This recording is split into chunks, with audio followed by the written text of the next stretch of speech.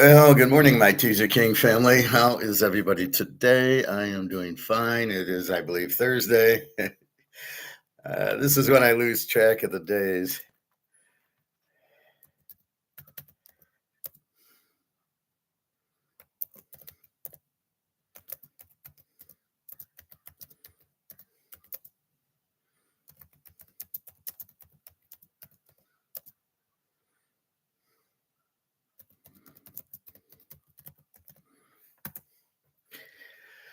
All right.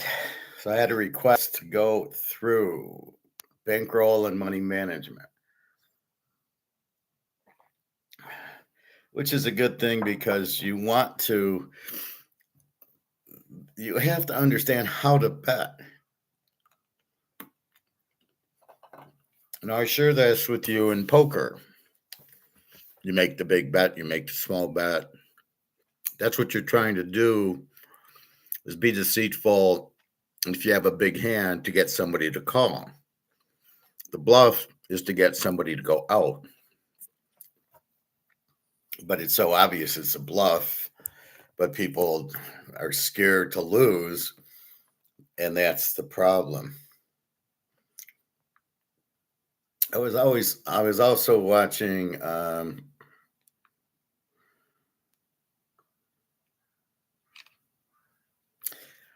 I was watching this video on spin rate. So I want to talk about that, which is the problem with baseball. Again, they're using analytics, but they don't know if it's helpful or not. They don't know if it's meaningful. They just know it's something different. And there's a problem with people. They hear something and they do it, and they don't know if it's good or bad. So first, we'll talk about gold, then we'll get into the money management. And let's see if we survive the 10 o'clock drop. Now we're at 4,100, but we are dropping. It was 4,110, and it's 10 o'clock, and there it goes. It's dropping. Silver 58.20. Both these prices are a joke. They're ridiculous. They're paper option prices. It's not physical gold going down. It's not profit taking. It's paper. It's options. That's all it is. It's a bunch of bullshit. The actual physical price of gold is nowhere near this price. All right. So we see it. All right.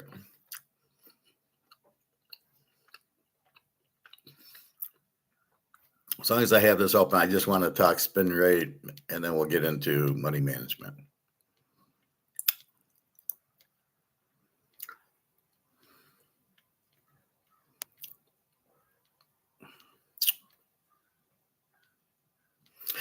And then we'll do our football, our baseball.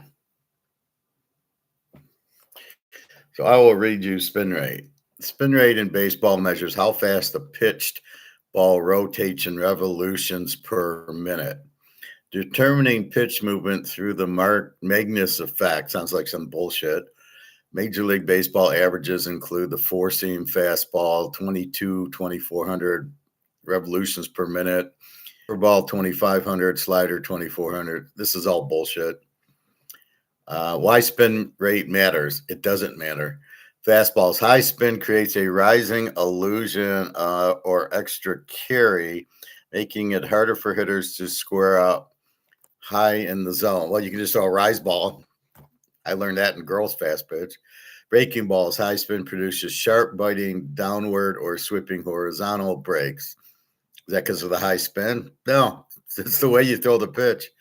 I could throw a pitch that's biting downward and sweeping horizontal. I have no idea what the spin rate is, nor does it matter. This is a phony bullshit thing. So this is why all the pitchers are getting hurt, because they're trying to throw the spin rate. They're trying to throw a fastball 2,400 RPMs, which I have no idea how you measure it. A sinker, 21 to 2,200, a slider, a curveball, a changeup.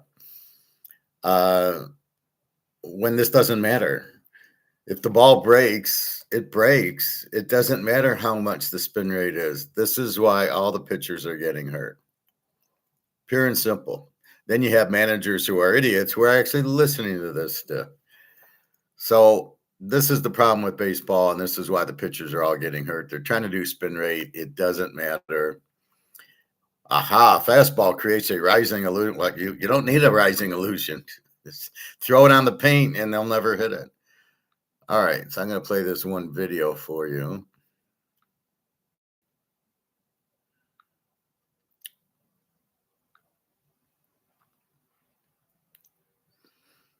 Okay, Harold Reynolds talks about the game is broken. 7 minutes, but it explains what you want to do is save a lot of bullshit that's happening. Your car insurance. That's great, but can you ask your friend to stop digging into the green? I can ask. I think that's a great segue to the eye test, analytics. We were talking to someone yesterday, I forgot, in one of our interviews, we were talking about like practice is even different. I think it's different in every sport. I mean, we used to really practice, and now it's get in, get some shots up, go over some sets, and get out. Someone was saying yesterday, they don't even take infield anymore. So it's just like the situational stuff, the coaches that have been there and done that, but also the influx of analytics into the game. And I just made a post the other day because they were trying to bash Jaylen Brown's playing with analytics. Well, analytically, they say he's the seventh best. This motherfucker just went in the finals. But he's like, what are we talking about? So I feel like there's a place for analytics in the sports that use it. But I also feel like the eye test is dying out, and they're allowing people who never played the game to have such a loud voice, particularly in basketball. I don't know about baseball. What are your thoughts between the eye test and how analytics have kind of taken over sports, but particularly baseball? Man, you'll get me in trouble. It's definitely taken over baseball. And here's the biggest thing. You got to have a little bit of both. Right. But, I mean, the eye test is so important. So important. And here's an example that I've shared before. All right, I shared this with the higher ups. I'll just say it that way. I said the game is broken, and here's why. We're sitting at COVID in 2021. You know, we're playing the World Series, and it's in Dallas. So we're in the hotel. We being everybody in baseball in the hotel, same hotel for 10 days. It's the Tampa Bay and Dodgers World Series. So we're stuck in Dallas. I'm coming across the commissioner. I'm coming across everybody in baseball ops. I'm coming across the Dodger people, Tampa people. And we're all, by the end of third or fourth day, we're all sitting and eating at the same time. And we're talking. And so one breakfast, I'm like, the game is broken. And I'm explaining, we're going into the analytics stuff. I said, I can go to Rucker Park right now. And some dude jumps up and tomahawks and dunk backwards and then goes down and shoots a three. And I go, man, I can call Coach K. Hey, man, I saw this kid. I don't know who he is, but he was unbelievable. And he would say to me, Harold, I'll have him at my camp this summer. Thank you for calling. And then I can walk down the street, and I see some dude drop back throwing a pass. He looked like Tom Brady. I'm in there. I call up Nick Saban. He said, Harold, thank you for the tip. I'll have him at my camp. And I said, I can walk 2 blocks later and watch a 15-year-old switch hitter, home run both sides of the plate and have a rocket arm. I call any GM in the sport. And they go, did you get the exit velocity? Did you get the miles per hour on the throw? That's the difference. Yeah. And we can't lose that in our sport. This happened, the 2026 draft we just had the other day, and there was kids coming off the board, and I'm like, this makes no sense. I'm watching kids on video that they're surpassing because they fall into these algorithms of we're not drafting a high school pitcher. I don't care if he throws 100 miles an hour. We're not drafting him. I'm like, that makes no sense to me. I'd rather know where every pitch he threw was in my organization before he goes to a college team. But what's happening with why we're losing so many athletes in a sense in our sport, it's all about metrics-driven analytics. And at the end of the draft, we're like, okay, what was your takeaway? When one guy, well, the White Sox picked the best player in the draft, and they came to me, and I'm like, listen, every kid out there, if you don't get your measurements, your exit velocities, your spin rates, and all that, you'll never play pro. You gotta have it. It's like, and by the way, I was even watching the combine, and I think you might have been there for that. Yeah. But I'm watching these infielders and shortstops, and they all hit ground balls to the shortstops, and I see these kids taking 2-3 crow hops and throwing it across the diamond as hard as they can. When are you ever going to fucking crow hop twice and throw the ball across the infield and make it out. Yeah. So, yes, I understand you got a powerful arm, but that's not what I need. I need you to be able to do it the right way. But to their defense, I always say, it ain't their fault. Yeah, right.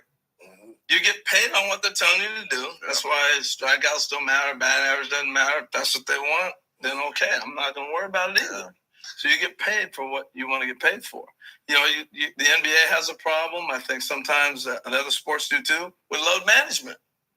You know, I'm sorry, but I paid to see Michael Jordan play. I want to see Michael Jordan. He wasn't sitting there going, man, we got overtime last night. I got tomorrow off. You didn't get no load management, The man. only time I didn't play is when I was suspended. But I think we can obviously dwell on this all day, but I just feel there's just so many intangibles about the actual person that the metrics can't read. Yeah. You know, because 7th, 8th, 9th inning, lights, crowd, 2 strike, like you can't read like heart, you can't read mental tough. There's so many things that I feel like that make players and great players and got clutch players that I feel like the analytics kind of missed out on. Just being in the and that starts at an pressure. early age. You learn that killer instinct when you're in 8th grade. Early. Man, Early. got the ball. Early. Give me the shot. Early. You're gonna miss it. Yeah. You may come back and now you're starting to get it, and you're like, now you're a 10th grader, now you're 11th grader. I've been here before. Right. Give me the ball. Right.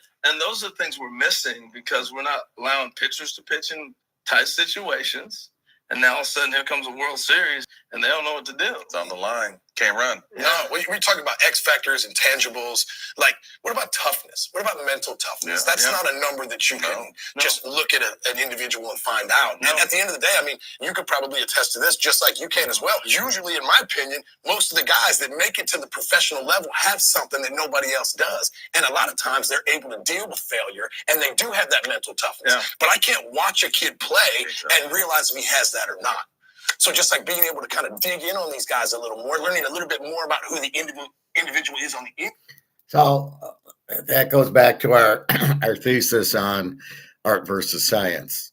Major League Baseball is trying to use science, not art. In other words, you look at a guy, you look at Mickey Mantle, are you going to ask for exit velocity or spin rate? And no, the guy can hit in the clutch. Secondly, batting average is extremely important. And they're trying to make it not important. Well, it's OPS. That's what's important. You know, how many times does he get on base? Because a walk's as good as a hit. Not when there's 2nd and 3rd and 2 outs in the 9th inning. A walk is not as good as a hit. A hit scores 2 runs to win the game. A walk doesn't do anything.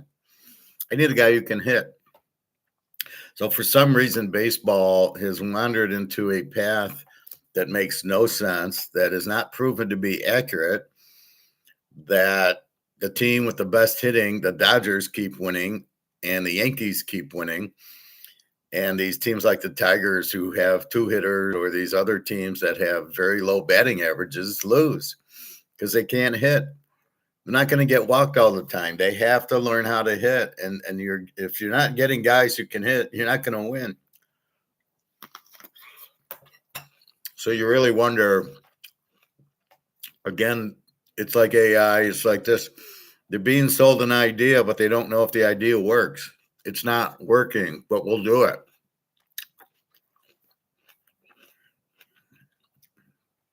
It's like dating a girl and you're looking at her looks and her measurements, and maybe she's got an A average. Maybe she didn't go to high school or college.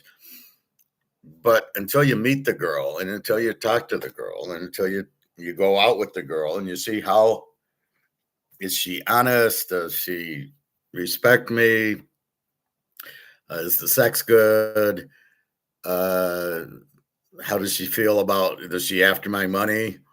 Until you realize all that, that's the key. And until the guy's in a game, he says they don't even take ground infield practice. How do you not do that? I see guys that have no idea. That guy at Kansas City I was bitching about could not field the ball. He let the ball go through instead of catching the ground ball for the double play the other day. The outfielders don't hit the cutoff man. This is the normal part of baseball that these guys can't do. I mean, it's insane. So, yeah, I don't know where baseball, unless they just don't have any hitters, they're trying to like camouflage the fact that nobody can hit 300 by changing the course to OPS. Yeah, but he walks a lot and he hits home runs, even though he hits 200. Like the Spencer Torkelson on the Tigers, the guy is up there looking for a walk. He can't hit. Once in a while, he hits a home run. So his OPS is high because he's up there for a walk. He gets a lot of walks. And when he hits home runs.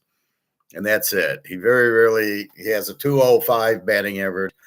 He strikes out a lot, looking at pitches, trying to draw the walk, but he's got a good OPS. Yeah, that guy's in the minor leagues. You hit 200. At the end of the day, it always comes back to batting average. At the end of the day in football, you need a good running game and a good passing game. You need a balanced offense. You need to be able to blitz, to get to the quarterback and sack him.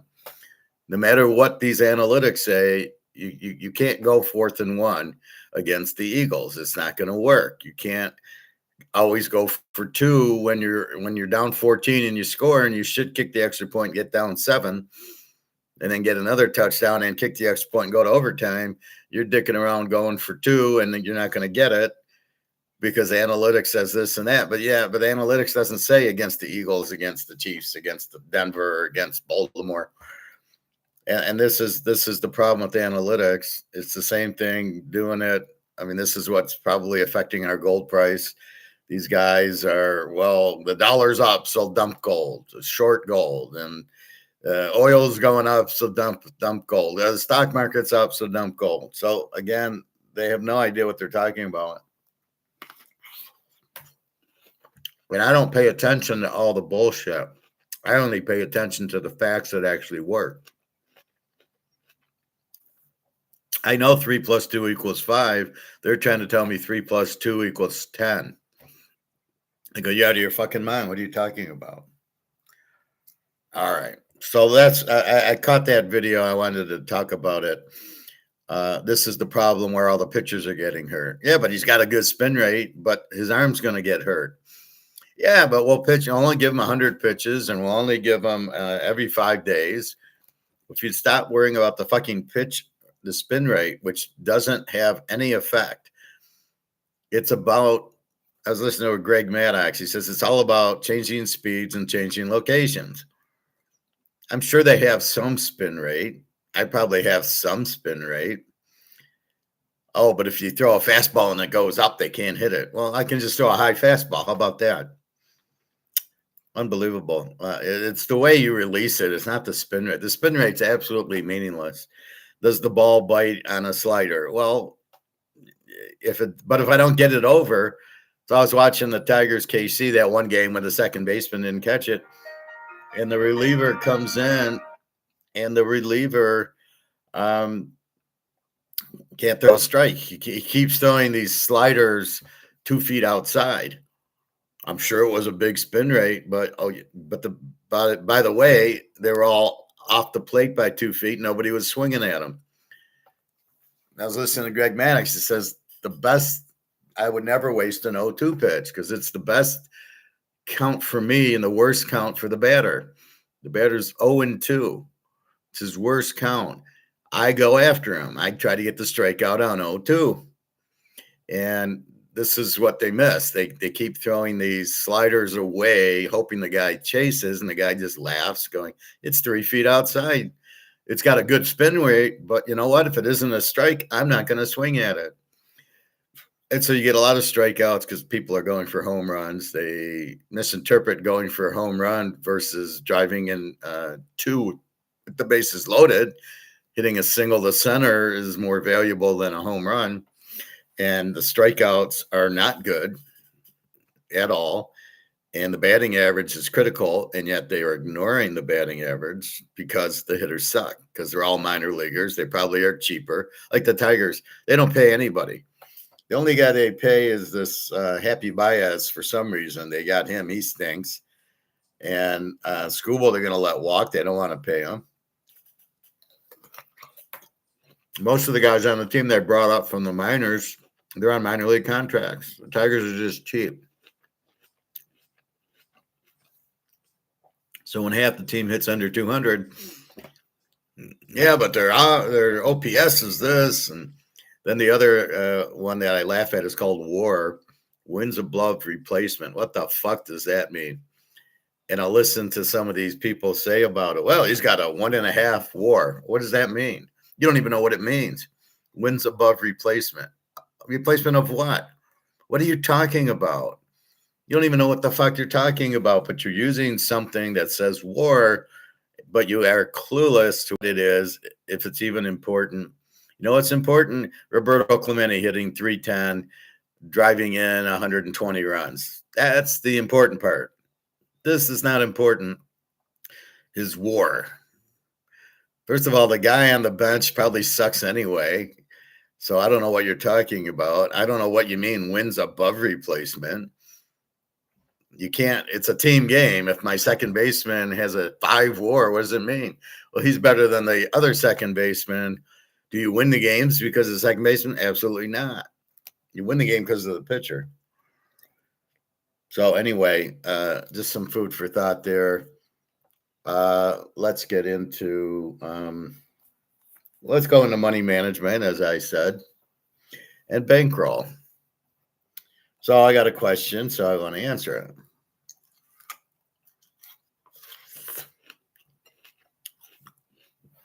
So we have money, thank God. And we pay our bills. And whatever's left, how much of that can you afford to lose? That's your bankroll. So you make 100 grand, you pay 25 in taxes, you got 75, your bills are 50, so you got 25,000 that you can afford to lose and still pay your bills. And your wife or your girlfriend won't bitch at you. And that's what you have. And so the idea is I can lose this and, I'll be all right.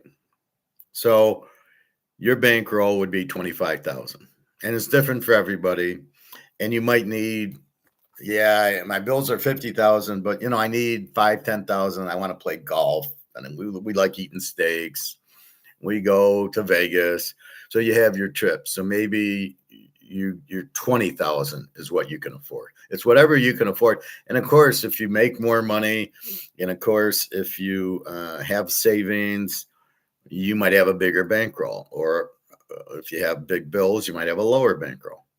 So we end up, what can I afford to lose? That if I lose, I don't like to lose. I don't want to lose, but I can still pay my bills. My family can still eat. My girlfriend will still be happy. So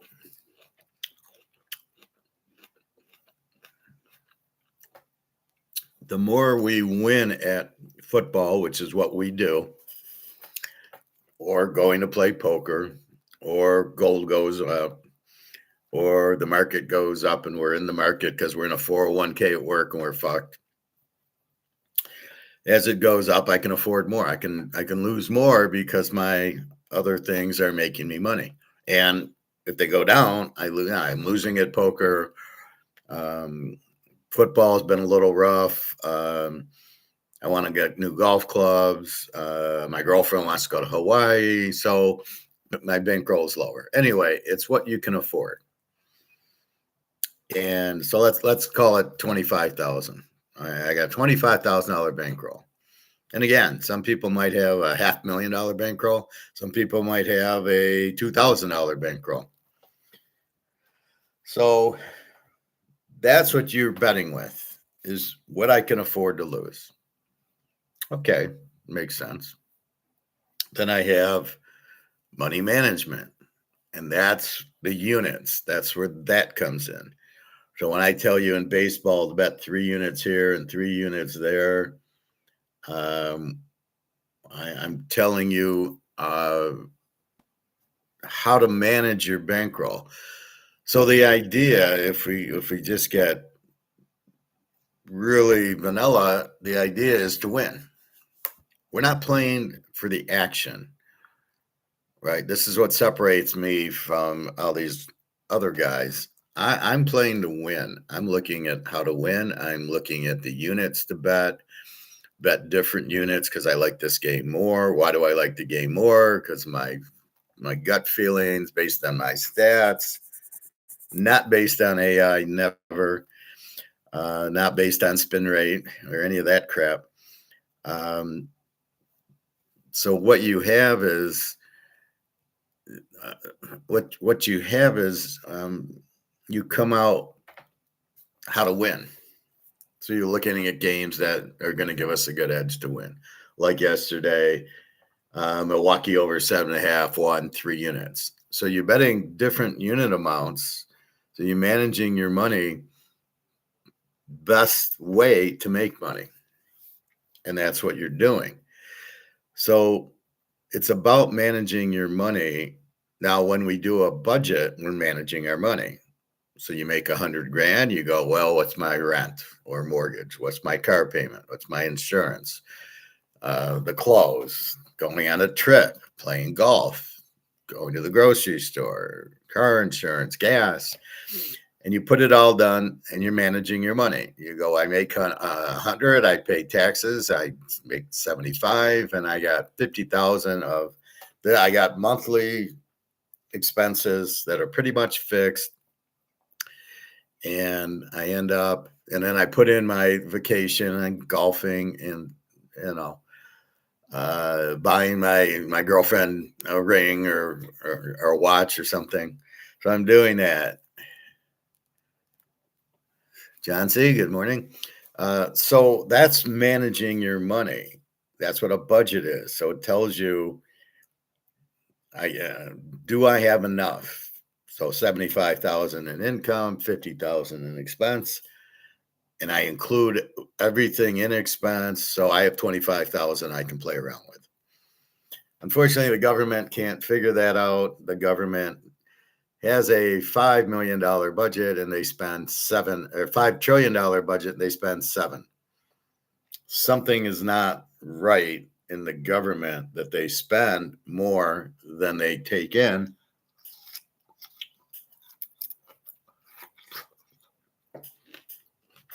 So they're not managing their budget.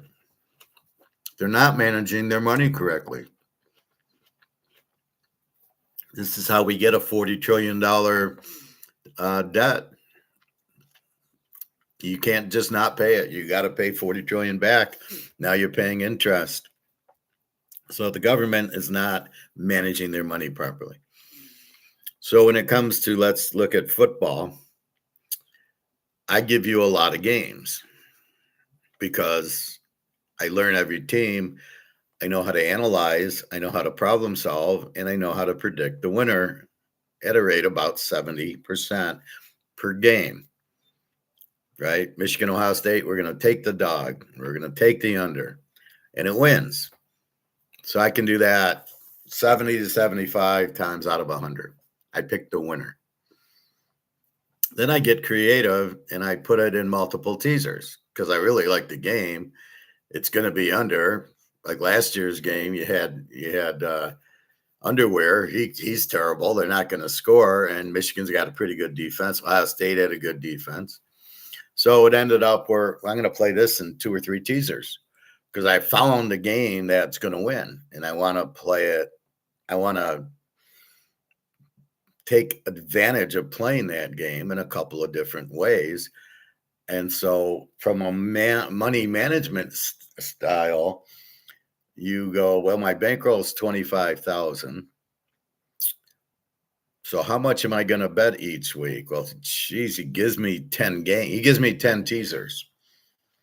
Well, you got to break it down. You got to say, well, let's see, there's 20 weeks. So it's going to be, let's call it 20,000. So it's $1,000 a week I can play in the beginning. Well, he gives me 10 games. All right. So 1,000 divided by 10. So I'm going to play $100 a game. And then that's your money management. So your bankroll is 20,000, and your money management is I'm going to bet his games $1,000 this week. That's what I'm going to bet.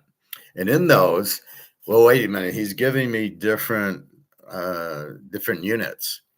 So let's do this. So let's play the smaller unit, 5 unit, 7 unit for $50.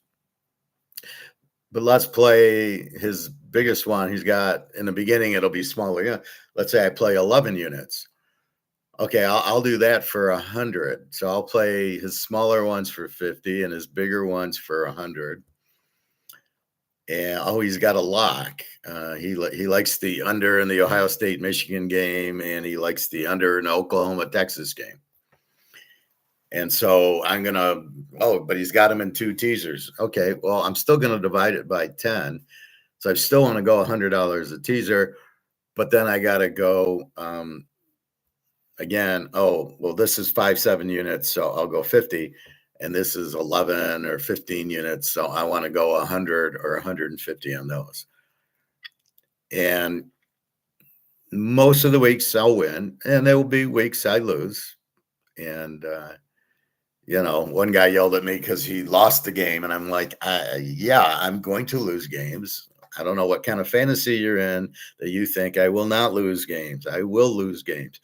But that's why you're betting. I'm giving you 10 games, and you're going to bet 50 on some and 100 on some.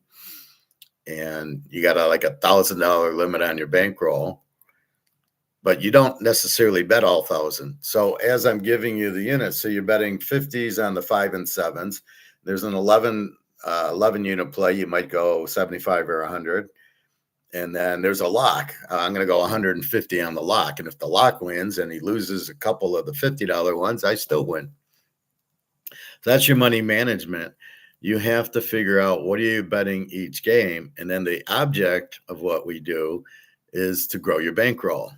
So you start with, let's say, 20,000 for 20 weeks. It's 1,000 a week. But I start hitting, and now I'm up.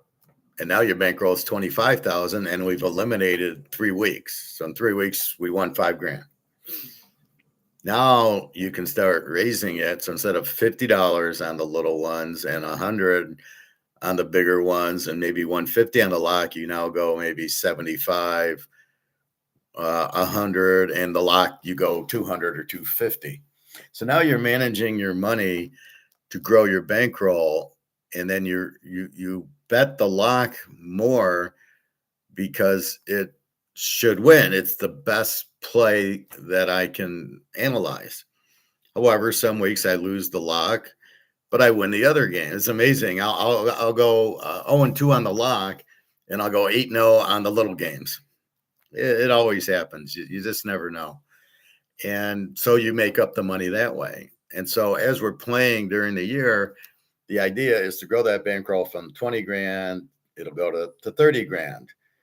And as we're betting on the weeks, and okay, we got less weeks. Now, when I give you a 25 unit lock, because now we know the team's better, let's say about week 7, I'm giving you maybe an 11 unit lock the first week, or a 15 unit lock. Now, week 7, they're 25 unit locks. Oklahoma's playing Texas. Mateer sucks. Texas is playing well. Okay, we play Texas in the game, and we love the game, and we're going to lock it with Alabama, Georgia. It's going to be an under. Great defenses. So we play the 2 together, but now it's a 25 unit lock. Well, now that's maybe $300 or $400. And then the other games are maybe 100 or 150. You have more money to play. And that's the idea of the bankroll. You're trying to build the bankroll. And then as we get later on, and I get a better idea of the teams, because all of a sudden Texas Tech is this great team because they bought all the defense, which you didn't know about, which you don't know just because they buy the players if the players are any good. It's just like baseball, spin rate. But does the spin rate work? Because the guy throw the ball over the plate. This is the best part about baseball. Can the guy throw for strikes? We had a good spin rate, yeah, but he can't throw the ball. He doesn't throw a strike. That's how stupid baseball is, right? So as we learn the teams, as we get into week 7 and week 8 and week 9, we start really killing them. Again, when there was Cam Newton, I almost said Wayne Newton. When there was Cam Newton, I got on a 35-5 run on my locks. For 7 weeks in a row, I picked 5 locks and they all won. And so I was like, I had like 5 losers, and then it was 35 straight. It was 5-unit win, 5 games picked win, 5 games all the way through. And you're really jumping on it like a streak, like I tell you about in baseball. Now I'm hot, I'm hitting all my locks. Now you want to bet more. So the money management is how you bet the teasers. Why do I bet so many teasers and not just 1 or 2? Well, because I look at each game independently and I say, is this a good bet? Look what I do in baseball, right? Baseball, what? The other day I went 9-1, right? And I gave you three. I gave you a lock, Milwaukee with Mizorowski, and I gave you Boston. I gave you Cleveland under. All 3 win. So are you worried that I'm giving you 3 games? Oh, you can't win 3 games? Well, I just did. Well, yeah, you can't win when you play 10 games. I went 9-1. Now I don't do that every day, but I do. There's proof. I just did it. I don't know what I did yesterday yet. I haven't. I'm waiting on the Cubs, the Dodgers, and Houston over. I went to sleep when they were still going on.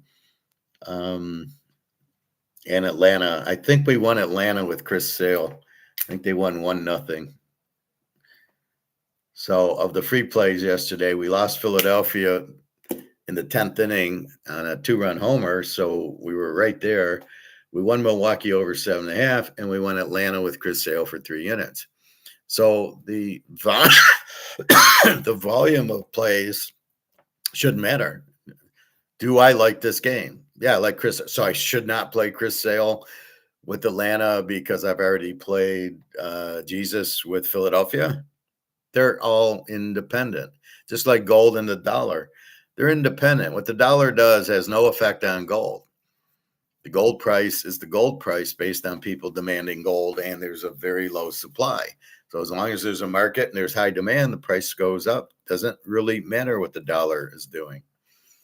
We go into gold partly because the dollar's worthless, but we'd go into gold regardless because it's such a limited supply asset, and we recognize the high demand for bricks. So maybe we're not into it, but when bricks goes into it, now we're into it. Now we got the demand. You can't raise the supply numbers, and that's what you do. So just because I like a lot of games, and in football I like a lot, that's why you have to money management. So you've got your bankroll. You divide it out in the beginning by how many games I give you, but then you vary the amount of bets, the amount bet. Well, you gave 10 games, but he gave a lock, and he gave an 11-unit play, and then he gave a couple of 5 or 7-unit plays. So I'm going to play the 5 or 7-unit plays.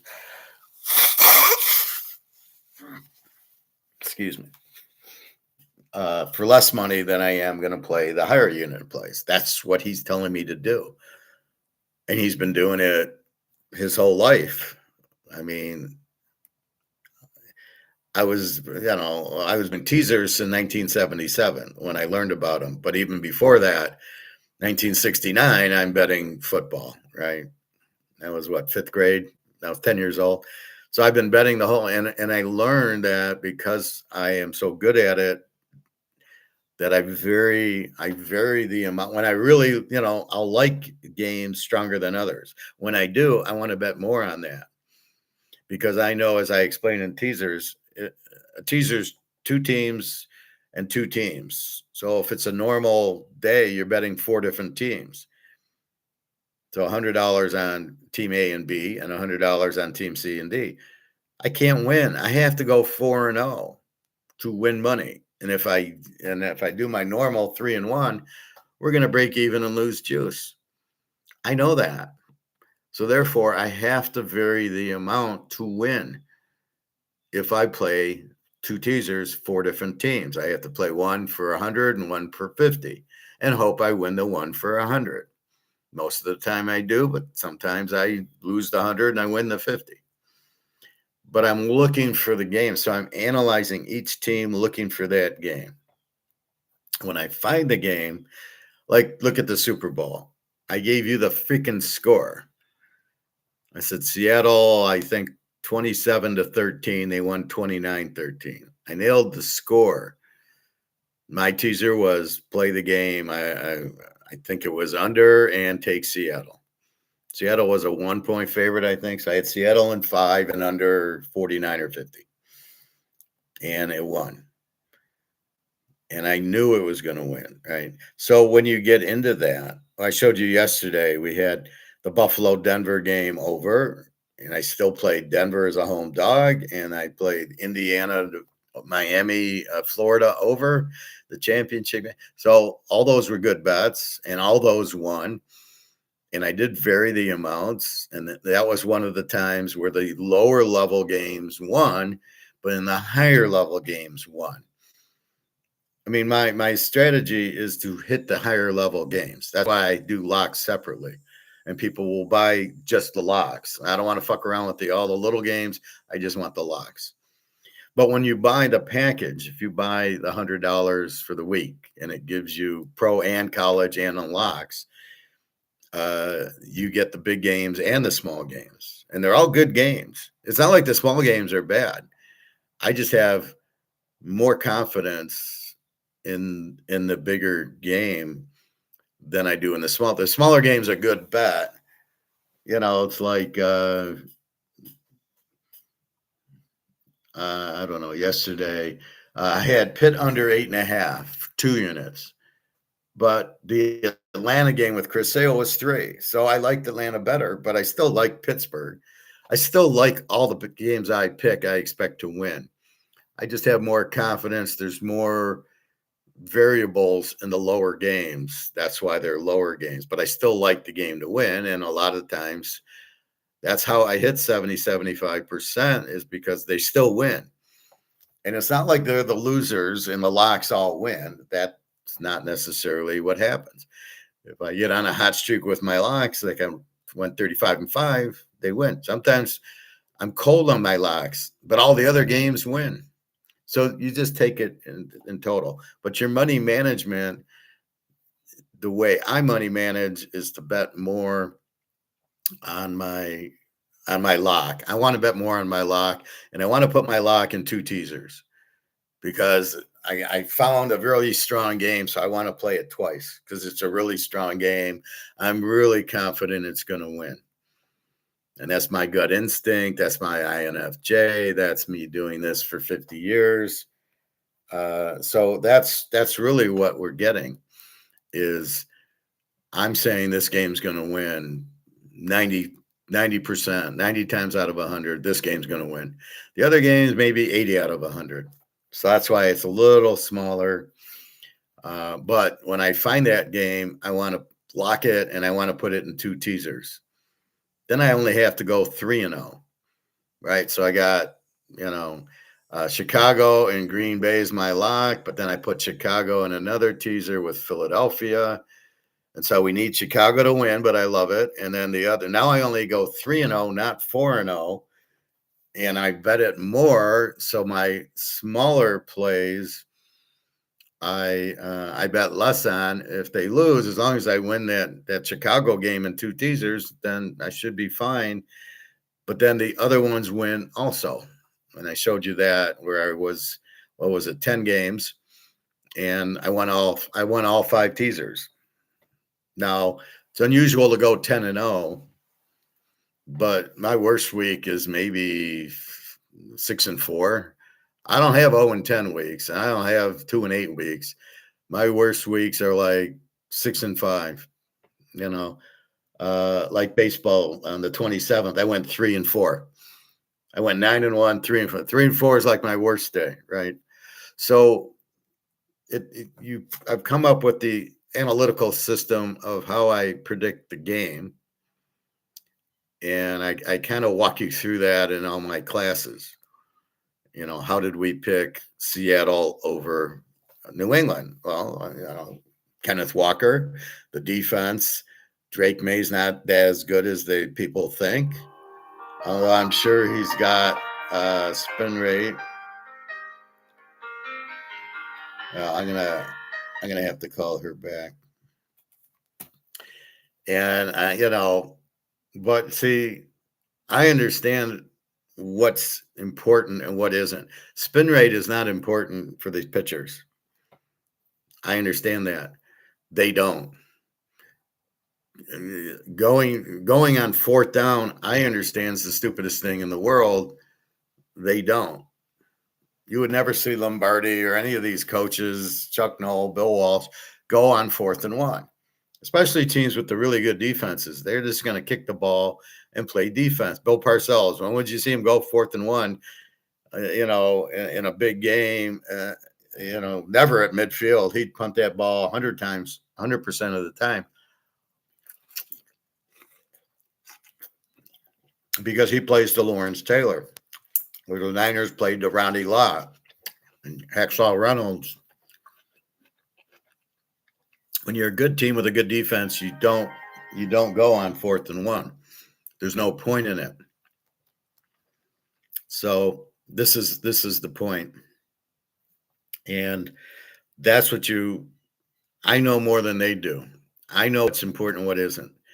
Spin rate has zero to do with pitching. And yet, if the guy doesn't have a good spin rate, they won't bring him on. Why do you think all the arms? Now I understand why all their arms are getting hurt. They're kind of twisting and torquing the elbow, which is why they all have Tommy John surgery. Because you throw yourself, and if it's not a high enough spin rate, it doesn't matter. Yeah, but I can throw strikes, and I can throw up and down, and I can paint the black. Is more important is I know how to pitch. And I change speeds and I change locations. It's far more important than how far I tweak my elbow and need Tommy John surgery every 2 years. And they just keep going with it, even though all these pitchers get hurt. And it's amazing how stupid whoever is making these decisions is doing it. So if you understand what you're looking at to bet the games, that's why I'm so successful. It's the quarterback, it's the coach, it's the defense. I got Bill Parcells, Lawrence Taylor's playing, and I'm playing the Lions. I'm going to bet the Giants to win the game every time. Because Lawrence Taylor, and they beat him every time with Lawrence Taylor. Or Ronnie Lott, or Reggie White, or any, you got the star. So we bet the stars. We bet the killer defense. We bet the coach. And we bet the quarterback. Now, even with Phil Simms, he's not going to – Parcells just wants him to hand off and get out of the way. He doesn't really want him to, beat Dan Marino and throw the ball all over. I don't think Parcells could have handled Dan Marino because he would have wanted to run the ball. We got Lawrence Taylor, not throw the ball all over the place and throw 15 interceptions. So we've produced the variables needed to pick the games. But if we go through 100, there's 135 teams in college, so that's 60 games. It's not hard with my fundamentals to pick 15 games every weekend. That's why you have the high volume, but they're very good picks. And as I walk through the different the conferences with you, you now understand, oh shit, they're a Z team in the Sun Belt. Oh, they're a Z team in the MAC. Let's bet against them. Then you got Ohio State, Texas, and Michigan, Illinois, or whatever. Here comes Indiana. They're playing a shit team. So all the variables that I use, click. Oh, here's one, here's one, here's one. That's when I get 8, 9, 10 games in college. Now, pros, there's only 32 games. There's only 32 teams, so there's only 16 games. And you throw out some of the bum games, and then you end up with about 6 to 7 that are acceptable to bet. And you usually can find 1 to 3 locks in there. So the 1 to 3 games I love, and that's what you're going to bet more. That's your money management. That'll get us to, we won for the week, we add to our bankroll. That's the idea. So it's not like I'm betting a lot of games and I don't know what I'm doing or I don't have confidence. I have confidence in all of them, but I'm going to have more confidence in Mahomes or Josh Allen or Denver than I'm going to have in the Lions or Green Bay or Cleveland or Tennessee. I have no confidence in them because they're variables. Look at Cleveland. They don't have a quarterback. Their defense now without Myles Garrett, and their coach sucks. So I have, you check the box. No, I can't bet on Cleveland. I'm going to bet against Cleveland. And then when you get to Baltimore, you go, I don't know who the coach is now. I got Lamar. He sucks. I do have Henry. How's their defense? And that's why I do the last 5 games, so I can really see what the defense is, just the last 5, not the whole season, because everything changes. You get injuries, you get guys back. Who do they play? And so you start understanding the strength of the defense by the last 5 games. Oh, they're playing much better. And that's what you look at. So as you look at the 16 games, and usually the problem I have is they give the buys. Oh, shit, I can't bet Kansas City. I can't bet Denver. They're not playing this week. And that's where I get frustrated, is like I've lost my ammunition. I'm going to Kansas City. I did update my thing. And so, like last year, New England was 19-2 in a teaser. Well, let's say they're on a bye. Well, I've lost my 19-2 team in a teaser. So you can see, Houston 17-2 in a teaser. Arizona play against was 16-1. Oh, who's Arizona playing? I'm going to play against them. And so you see where I can develop a lot of games. So you've got to figure out the best way to bet the games that doesn't blow your bankroll. So that's why you're going to bet them. You're going to just divide them by 10 and go, well, yeah, I can bet. I got 20,000. There's 20 weeks. I'm going to bet 1,000 a week. But by the middle of the season, you now have 30,000, and now you can, and there's only 10, there's, let's say after 10 weeks, you now have 30,000 in the bankroll, and you only have 10 games, 10 weeks left. Now you're 3,000 a week. And so and now I've got a better understanding of different teams. I would never have went with New England early last year, but now I will. Or Houston is an under team, and they're still an under team. And injuries hit you, and then it's an easy bet when the quarterback's out, right? Oh, they lost their running back. Oh, their defense is injured. So as things come out, and usually it's a quarterback injury, you then start betting against the team. There's a new variable that helps you. So now we're 10 weeks in, you got 10 weeks left, and now your bankroll is 30,000. Now you can play, divided 30,000 by 10 is 3,000 a week. And you look at the locks. I'm going to bet 500 on the lock and 100 on the regular plays, let's say.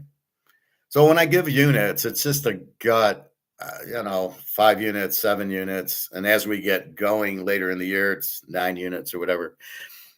But the lock's what you want to bet the biggest amount on. Early, it might be 100, 150, and later it might be 500. And at the end, like the Super Bowl, it might be 1,000. I gave you the score, so maybe that's $1,000 play. It's only one play, and I got my bankroll. So you're trying to increase bankroll. That's how you gamble. If you play stocks, you start with 100,000. The goal is to turn it 200,000. That's why you have to learn when to sell your stock.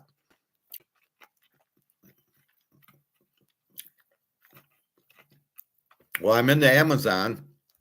It's 100. Now it's 150. I got to sell it. What happened to my bankroll? Went from 100,000 to 110,000. Okay, now what? Now what's the next one? But you got to be analytical and understand why you're buying the stock and when you're selling it. Same thing in poker. If you're playing a cash game, you can sit down with $500, gets to 2,000, get up and walk. You're not held to the poker table if it's not a tournament. So you get hot and you hit a set of nines against aces. You flop a flush. You hit a straight, and you get two pair, and everybody's you're doing well. Okay, take your money and leave because you want to increase your bankroll. In gold, gold's the only thing that we're in at 1,700. It's 4,000. Gold's the only thing we're really not going to cash in because our bankroll's tainted, because the bankroll itself in dollars is worthless. So we have $100,000 bankroll of this. It's not worth anything. So that's why you might move your bankroll into Manil, or you move it into gold and silver, or you move it into Rolex. Then your bankroll is protected, right? Oh, I got $100,000 worth of gold versus $100,000 worth of monopoly money. The monopoly money is going to go to zero. The gold's going to go to 200,000. That's why we play gold, because your bankroll can't go to zero in gold as it's going to zero in your dollar, in your paper. But if everything being equal, you're still trying to increase your bankroll. That's gambling. That's investing, not gambling. So investing in stocks, bonds, even in Bitcoin, I kept telling people to sell. What are you in at? Well, I bought it at 5,000. And what's it at now? It's at 100,000. Sell. Well, it's going to go higher. I don't care. You've increased your bank, but if you don't sell it, you haven't increased your bankroll. Right? Now, do you think your bankroll is in jeopardy? So if people in Bitcoin thought, well, my bankroll is fine. It's at 100. It's at 120. It's not going to go down. So I'm okay. Now you're at 60 and you're like, yeah, maybe my bankroll got crushed. That's why you take profit. You add to your bankroll and you take it here and you lock it away. All right, my bankroll was 100,000. It's now Bitcoin hit and I made 80,000. I take 50,000 of it and now my bankroll is 150 and I can still play 30. You have to always increase your bankroll, but you have to sell to do that. In your stocks, take your profit, add it to your bankroll, and you can still play a little bit and let that go up. And then you take that off and add it to your bankroll. Oh, I don't want to pay taxes on it. I got to pay 1099 if I sell. Pay the 1099. It's okay. It's not a lot. It's depends on your tax bracket, your earnings. How much did you earn? If you didn't earn a lot, you're in a very low tax bracket for 1099s. So everything's lumped together. Everything's an investment. You're trying to make more money, and that's it. So in football, I'm feeding you picks. I've analyzed the keys. I'm looking. I'm using my intuition and my feel and my analytical ability to say this is a good pick and this is not. Nah, we don't want to play Ohio State this week. They're playing a really good defensive team. They're playing Texas. I got to be careful. So I'll play it under. I won't play Ohio State, let's say. So you're looking at when do I play the teams and when don't I? But once you determine that, and then you go, oh, I love this game. This is a lock. Like yesterday, the lock was, I had 3. The day before I played Philadelphia. That actually lost Jesus lost yesterday. I mean, normally that's a strong play. But anyway, normally when I lock, Mizorowski, we had a 4-unit lock on the game. So that was a lock. Mizorowski was pitching against some nobody, and they killed him. But that's where you get the lock from. And then you bet it harder. And,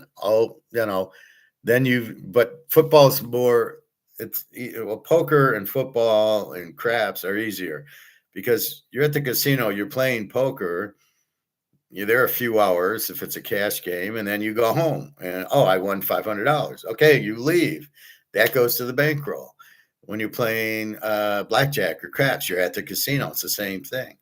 When you're betting sports, all right, I bet Milwaukee and Milwaukee won. The game's over. You either won or lost. Add to the bankroll or subtract from the bankroll. And that's the thing with stocks, they got you where you don't want to take your profit. That's why it's such a Ponzi scheme. Oh, you made $100 in Amazon. Oh, great. Does your financial guy tell you to sell? No, it's going to go up another 100. No, you want to sell and take your profit like you do in the sports or poker or blackjack. It's always important to play a session and end it. And if you're up, you add it to your bankroll. That's why people get in trouble with their stocks. They never sell their stocks because they don't know what they're doing with their stocks. They don't understand that the company's worth X. And when the stock goes high, so let's say Amazon, you do their financials and they're worth $60 a share. And then you're looking at the future and you're going, any new products, anything that will make it be worth $70 a share. Then the price goes to 100. The price earnings is now 100. Well, that's a little high. I need to sell. And then you take your profit and you look for another stock that you think the earnings is going to go up, but where it's very good. You know, this whole AI shit is just it's a Ponzi scheme. Everybody's going to get fucked in it. That Starlink is a Ponzi scheme. $150. The company doesn't have earnings. You're all going to lose your ass in it, but you don't know because your financial advisor said to buy and he makes commission and you bought and it rose the price. But wait a minute, you did buy, but the stock's going to tank now because when the earnings come in and they lose, and they have not had earnings, just like Tesla. Tesla does not make earnings, and Starlink will not make earnings, and nobody's going to the Mars or to the moon or wherever. And so it's all bullshit. And so you've got to be very careful on that. So you've got to take your profit and get out. If you would just buy stocks and take your profit and get out, or Bitcoin, it goes up. You bought it at $500. It's now, as soon as it hits 5,000, you dump it. Now you can keep a little in, and then it went up to 50,000. Okay, dump it. Oh, it went up to 100,000, and I sold at 50,000. Okay, did you make money? Yeah. So what are you bitching about? Oh, well, it was 120, and now it's 60. Are you still bitching at me because you saved 60,000? And that's the point. You have to realize it's about adding to your bankroll. That's what investing, except for gold, is the Lone Ranger, where you're really not going to sell you doubled your gold, 2,000 to 4,000, but you're not selling it because where you're going to put it is in the dollar. So gold is kind of the exception where it becomes your bankroll. Oh, I had 100,000 in gold. Now I have 200,000 in gold, but it's in gold. So it's safe. And that's your bankroll, is the gold. So in football, I'm giving you picks. I'm giving you a lot of picks because I can figure out certain variables and I can look at the game and go, fuck, Akron's a Z team. They're playing Toledo. Toledo's going to kill them. And look at some of my locks. Last year I was betting against like Lou Monroe with like North Texas, and they're laying 30 and I'm locking it and they win by 60. It was a very easy game because I had an explosive team playing a Z team. So I might have 8 of those. I'm going to bet all 8. I'm going to lock 3 or 4 of them and they win. And they win because I understand the different criteria and variables needed to bet against the Z team. And some weeks I don't get any. Some weeks the Z teams play each other, and some teams a weak team plays the Z team. So it's not every week I can play against the Z team. It's when I have a good offense, a good quarterback. And that's why I'm looking always at the quarterback stats. Oh, this guy's good. This guy stinks. When I look at the guy on Michigan, Underwear, he's got like 7 touchdowns and 10 interceptions. He stinks because I'm letting the numbers, I'm leaving emotion at the door. I'm letting the numbers tell me this guy stinks. He can't spot open receivers. He doesn't throw a lot of touchdowns. And when he does get close, he throws a lot of interceptions. So they're not going to get a lot of points. So I really don't want to bet on this guy. However, I see Messmeyer for North Texas, 31 touchdowns, 7 picks. And that's why I'm not a big Arch Manning fan. He runs too much, and he's like 24 touchdowns and 10 picks. Too many picks, not enough touchdowns. You have too much talent at Texas to only throw for 24 touchdowns. And so you go down the list and you start picking up Maivia, USC. Oh, no, he's a star. That's why I'm not sold on whatchamacallit at Mendoza. I'm not sold on him. We'll see what his brother does. His brother transferred to Georgia Tech, I believe. And then so I'm looking at last year's guys, and that's why I'm like scratching my head when the Rams drafted whatchamacallit. I can't think of his name. That's how good he is. I can't. I don't know what they're doing. The guy was not very impressive. Then we got the guy Saylor at Ohio State, and he's pretty good, but he's got Jeremiah Smith there, which makes him better than he is because he's getting open, and then it's just a lob to him. So you're studying all the different variables, but you've discovered which variables are important. Like spin rate's not important. It's can the guy vary his speed, and can the guy throw strikes when he needs to? And just like the batters, are up there for a walk, and they take a lot of 2-strike pitches and get struck out because they can't hit. And to say batting average isn't important is ridiculous. So anyway, once you figure that out, then I put down my games, and then it's how do I bet? How do I bet Howard? Boy, he gives a lot of games, but he gets a lot of winners. And he wins every year. So he wins. He does really good winning. And when he gets his lock, what the fuck? When he gets his lock, Jesus. I don't know what that is. Let me turn off whatever.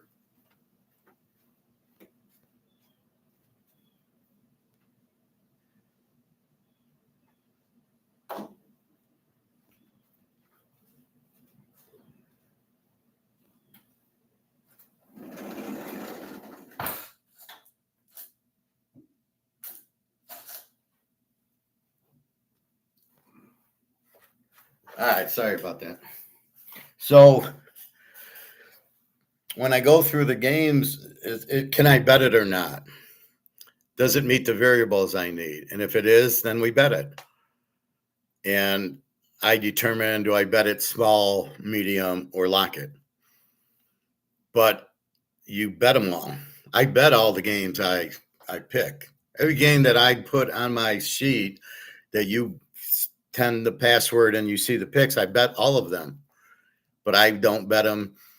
There was one week in the 70s, I went 17-0. I won $1,700 on my picks. So I was betting roughly $50 to $100 to $200 a game. I'd get a lock from a service or something, and I'd bet a little bit more on it because I want to win on the lock. And then if I lose a few of the smaller ones, I lose. But the smaller ones are still worth betting. We had a big year with Clemson when they won with Danny Ford in 1980, I believe. I had Clemson every week. I was hammering them. But there's too many games. And if you figure out the teams, then there's a lot of betting opportunities. And that's what I do. So what you got to do is say, my bankroll's this. I can afford $1,000. So I'm going to have to bet on, maybe I just play his bigger games. The lock maybe 200, the regular games maybe 50, 75. Maybe I don't bet them all. I don't like Kentucky. I'm not going to bet it. So I'll play his top 10, and I'll play the lock at 200 and the others at 75. And we'll win some, lose some, and we made $300 that week. And you don't know which game to throw out, and you don't know which game to bet on. So you can't I'm not going to bet this one. It wins. And as this guy did last year, he bet a game and he lost. And that's why, but you bet If you bet the 10 games, you go 7-3. Well, you don't know what 3 you're going to lose. You don't know what 7 you're going to win. But you know you're going to go 7-3. That's why you bet all my games. You don't just pick one and lose it and then go, oh, I lost that one game. Well, okay. I think I didn't even say, oh, I said, why aren't you talking about my lock? The lock won. So he doesn't bet the lock. He bets this other game big and it loses. But then the lock wins and he doesn't bring that up. Well, why aren't you betting the lock for more? Don't you understand? If I give more units for the play, that's the game. That's the biggest play on your plate. I've had customers go, it's all up to the Clemson game. And I'm like, I didn't give the Clemson game. Why are you betting a game I didn't give? I don't care that you listen to other handicappers, but you should bring it back to me. What do you think of this Clemson game? And I would have said, I don't like it. You know why? Because if I did like it, it would be one of my 10 games played. And don't think I'm a dime a dozen, and don't think the other handicappers and me are the same. And if another handicapper gives you Philadelphia and I don't like it, you've got to give me more credibility than the other handicapper, unless you understand the handicapper. But it's not the same. It's like getting your hair cut. They're not all the same. It's like certain businesses, they're not all the same. There's differences. So anyway, that's what you're trying to do is your money management. You're trying to figure out the bets. You know, there's a lot of games he's going to give me that you understand, but you do. That's why some people just buy my locks. I don't want the little games. Just give me the best plays. But they don't understand that the locks aren't 100% either. But in the scope of the whole weekend, let's say I give you 3 locks and 7 regular plays. I might go 7-3 and lose the locks. I might go 7-3 and win all 3 locks. Generally, I win the locks at a nice percentage because for me to make them a lock, they've got to be a very good play. Now, you get, like yesterday, Jesus pitched a good game for Philly, but they lost in the 10th. The reliever came in and gave up a 2-run homer. Okay, there's nothing you can do. The bet of Jesus worked. He pitched very well, but we lost with the reliever. Like the Tiger game, right? Skubal is in the 7th inning, and the manager pulls them with the 7-0 lead, and they end up losing 9-8. They end up giving up 7 runs in the 7th and 8th innings, and you're just scratching your head with the manager. Well, the guy I brought in had a good spin rate, and how did that work? But his ERA sucks. Oh, we're not paying attention to that. Why not? Well, he's got a good spin rate. As long as he's got a good spin rate, I don't really care if he can throw strikes or balls. He can spin the ball. And I bring in a guy with a 140 batting average, and I sit down a guy with a 300. I have no idea why anybody would do that in their right mind. I don't know why you don't look at batting average, and I don't look why you don't look at ERA. That's just, those are the basics, right? So in football, we know what to pick. Yes, I'm going to give you a lot of games, but that's okay. They should win. And I'll run the table like usually about 3 times a year. I'll go like 17-0. I'll hit all the games about 3 times. And then a couple of times I'll go like 15-2. So about 5 of the weeks, I'm gonna kill it. I'm gonna run the table. Now I can't do that every week because I need the matchup. I need the Ohio State Texas under, but I don't get it every week. Then Ohio State plays Purdue. Well, I can't go under with it. So that's why you can't do it every week. But I'm going to do that. Now, I'm used to it because I've been doing that. Like I said, in the 70s, I won $1,700 on a Saturday in the 70s when $1,700 was a lot of money. And that's the key to it. So I'm very good at figuring it out, problem solving the game, analyzing the variables, and picking winners. That's what I do. So your money management is just to trust. I'm watching him. He knows what he's doing. He thinks differently, but that's a good thing because he picks winners.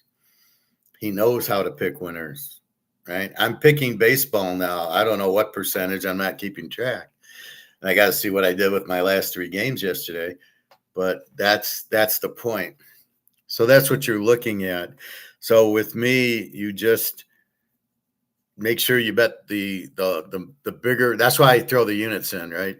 I give you a 15-unit lock early on because I'm getting used to the teams and how they're playing and the new teams. I don't want to bet into a new team and they, like Texas Tech last year, I bet against them and they killed me.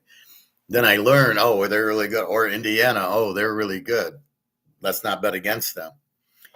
And so learning that. So early, the units are toned down and the bets are smaller. And then as I learn, oh, there's Texas Tech. They're in Indiana. They're Miami. They're really good. Now I start betting them and I stop betting against them because I thought they weren't good. And that's really the key. So as you're doing that, that's why the units get higher during the year. So in the beginning, they're smaller. So you're trying to bet small units, smaller amounts. Like in that, when I won 1,700 on that Saturday, I think I went 17-0. Everything won. It was incredible. But had I done that week 1, I probably would have won 500 or 600. They probably would have been $50 bets instead of 100. And I probably had the lock was probably bet 300 or 400 in the 70s, right? So that's what I'm looking at. I did the 11-unit play, or I did the 11-team teaser. I loved all 11 games. I had them all over the place. I won like $5,000 on that weekend betting, 100 here, 200 there, 300 there. 11-team teaser. I mean, you don't bet $1,000 on 11-team teaser, although I wish I would have. But it won, as did the 10-team teasers. All those won. I'll be with you in a minute, Clem. And that's the point. You start learning the new teams and what team got worse and what team got better, which you don't know week 1. You don't know all the changes because of all the coaches and all the coordinators. But look at the units, and that's why I vary the units. So I'll play a 15-unit play week 1, and I'll play a 5 or a 7. I'm not sure what yet. So the 5 and 7s, you just want to just play them light. And otherwise, it'll be like a 15-unit play, and that's the one you want to bet a little bit more on. But it might lose, and the 5 and 7 units might win. Doesn't mean the 5 and 7 units aren't good bets. I just like the 15-unit. I want to bet Ohio State, Texas. I want to play that under big. Both teams have good defenses, and Arch Manning sucks. So I want to play that under. Maybe the under is 50, and now it's good because of 56. The lines usually help with the locks too. If it's 40, I'm not going to play the under. At 50, I'll play the under. And so you bet that harder. But the goal is to win and get the bankroll higher, and then we bet more units. Then by the end, I'm betting 30-unit locks, where in the beginning it might be an 11 or 15-unit lock. So in the beginning, you might bet 100 on the lock. At the end, you're betting 3,000 on the lock because I've increased your bankroll by a lot. So again, the bankroll is what I can. If I lose everything, we're eating. We can go on a vacation. We can go golfing, and then it's the extra money. And then I go buy gold with it. And the money management is how I bet my games because, again, in a teaser, you have to go 2-0 at least. Now, sometimes we can play 4 or 5-team teasers. When I really like, there's 4 or 5 games that stick out, I'll play a 5-team teaser. And then I'm getting odds. I'm getting 3-1, 4-1 odds. So if I hit it and I bet $100 on it, I make $500. With the other ones, I'm laying 11 to 10. So you keep that in mind. Clem, good morning. Thoughts on new Fed decision relating to our gold and silver? Seems like a decent green day today, but it just seems pretty sideways for the past few weeks. Have a good one. Thanks, Clem. I appreciate it. You too. Well, the Fed really can't raise interest rates because things would get, they got to pay the debt, right? They got to pay $40 trillion. And if they raise interest rates, it slows the economy. If they lower interest rates, it's bad for, the inflation we know is money printing. And usually you lower interest rates to stimulate the economy, but you got to be careful. Yes, had they lower rates, it would have been good for gold, kind of, but I don't buy that either.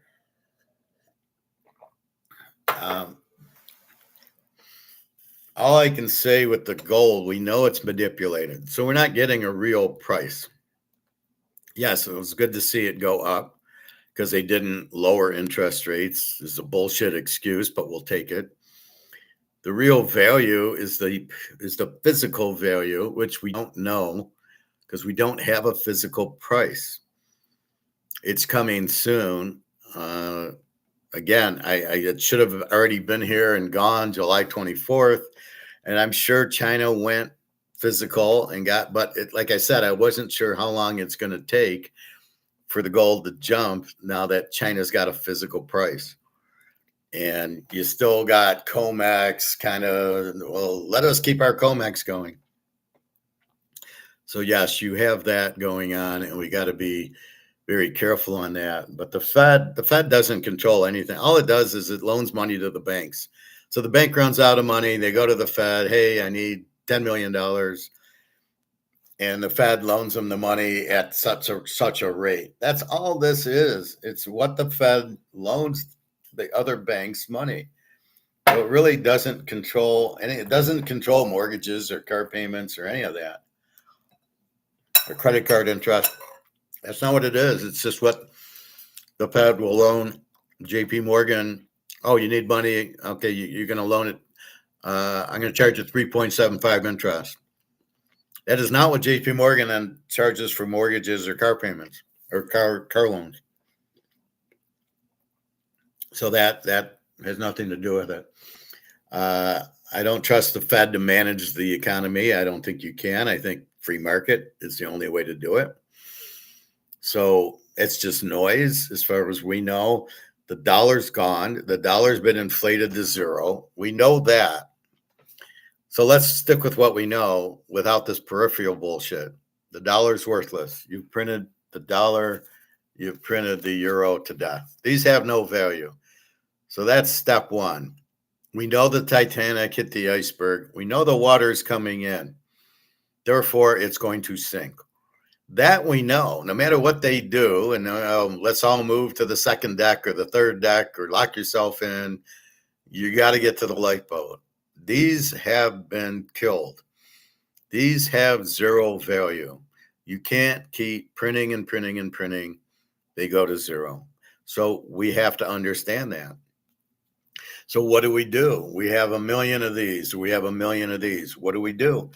Well, if we hold it, they're going to be worth zero because the money itself is valueless.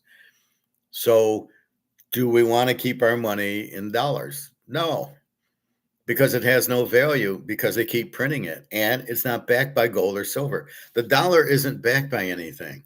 So how can it have a value? Why do you think BRICS is buying the shit out of gold and silver? Because they know the dollar's worthless. Putin said it's like a Snickers wrapper. It's not worth anything. And he's right. Putin understands gold. So does Xi. Funny how they do, but we don't. So we're sitting there with this dollar system, doing what we can, going to war to try to steal Iran's oil, Venezuela's oil. Doesn't work. You're not going to do it. Let's keep the petrodollar open. It's not. They're taking, all these countries are taking the yuan, or certainly gold, and the yuan's backed by gold, as is the ruble. So you have all these countries who are doing that. And there's huge demand for gold thanks to BRICS, Russia, China, India, Saudi Arabia, Dubai, Brazil, all these oil countries are running. Iran's got a lot of gold too. So the demand for gold is there, which forces the price of it. But even if there was no demand for gold, you can't stay in the dollar because this is worthless. So step one, you go, this is worthless. What do I do? And that's exactly what I did. So should I buy euros or British pounds or Swiss francs? And I said, no, they're all in the same. It's all the same position. They're all broke. None of them are backed by gold. They all have high debt. They all have baby boomers, Social Security they got to pay. They all have all these government workers they got to pay. Who pays all the government workers? Nobody. They just print the money out of thin air to pay them. Who pays the interest on the debt? We print the money out of thin air. And that's the problem. So the dollar has no value. So you're looking around, what do I do? And that's where gold and silver come in. So you buy the gold and silver because they can't be printed. They can't lose their value. Even though they dick around with COMEX and it pushes it down, it's fake. It's Madoff. It's not real. Madoff never made a trade. That's what's happening here. These idiots are shorting them with options. They short the price down. Probably the same guys who talk about analytics in baseball going, well, we don't care if he can pitch as long as he has a good, which is totally meaningless. But hey, even though all their arms are falling off from spin rates, because that's the most important thing, or velocity. No, it's got nothing to do with that. It's how good the pitcher with 2 strikes and the bases loaded in the 9th inning, how good he pitches. And that you can't look at as spin rate. Oh, but he can throw a really fast slider. Yeah, but it's 3 feet outside. Who cares? The guy's a choke or he's a crybaby like Scooble. So it doesn't matter. We're in gold and silver because it's the lifeboat. And we know the boat's already hit the iceberg. These have already hit the iceberg. They're already sunk. They're just about 90% in the water now. And you ask, well, when's it going to fall in the water? When's it going to be 100%? Well, soon, but it's 90% now. And so we run to protection and safety in gold and silver because we know it can't be printed. It can't be inflated. It can't lose its value. We don't really know what the real value of gold and silver are because they never have allowed a physical price on it in the marketplace. As I showed you yesterday, the idiot doesn't know that there's no free market on gold and silver. It's totally paper driven. It's JP Morgan, it's COMEX. Oh, they shorted it. That's not free market. So since you have that, we only have an option of getting into gold and silver. Now, after you have so much gold and silver, then you can do this. This is another safe haven. Oh, I'll buy a Mantle card that's in really good condition.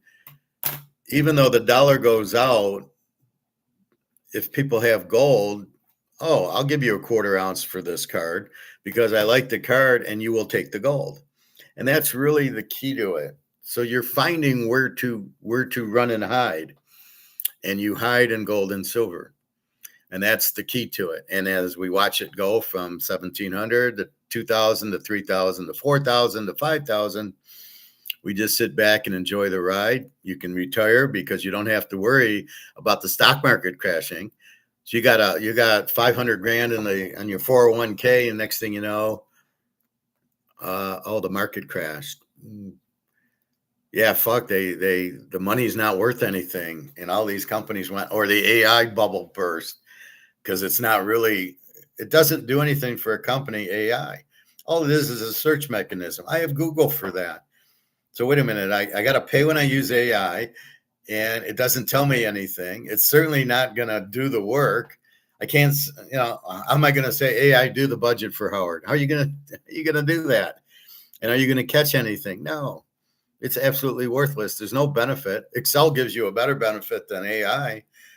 So I can use Excel to make my job easier, but it doesn't really cut costs, and it certainly doesn't add revenue. How is AI going to add revenue to you?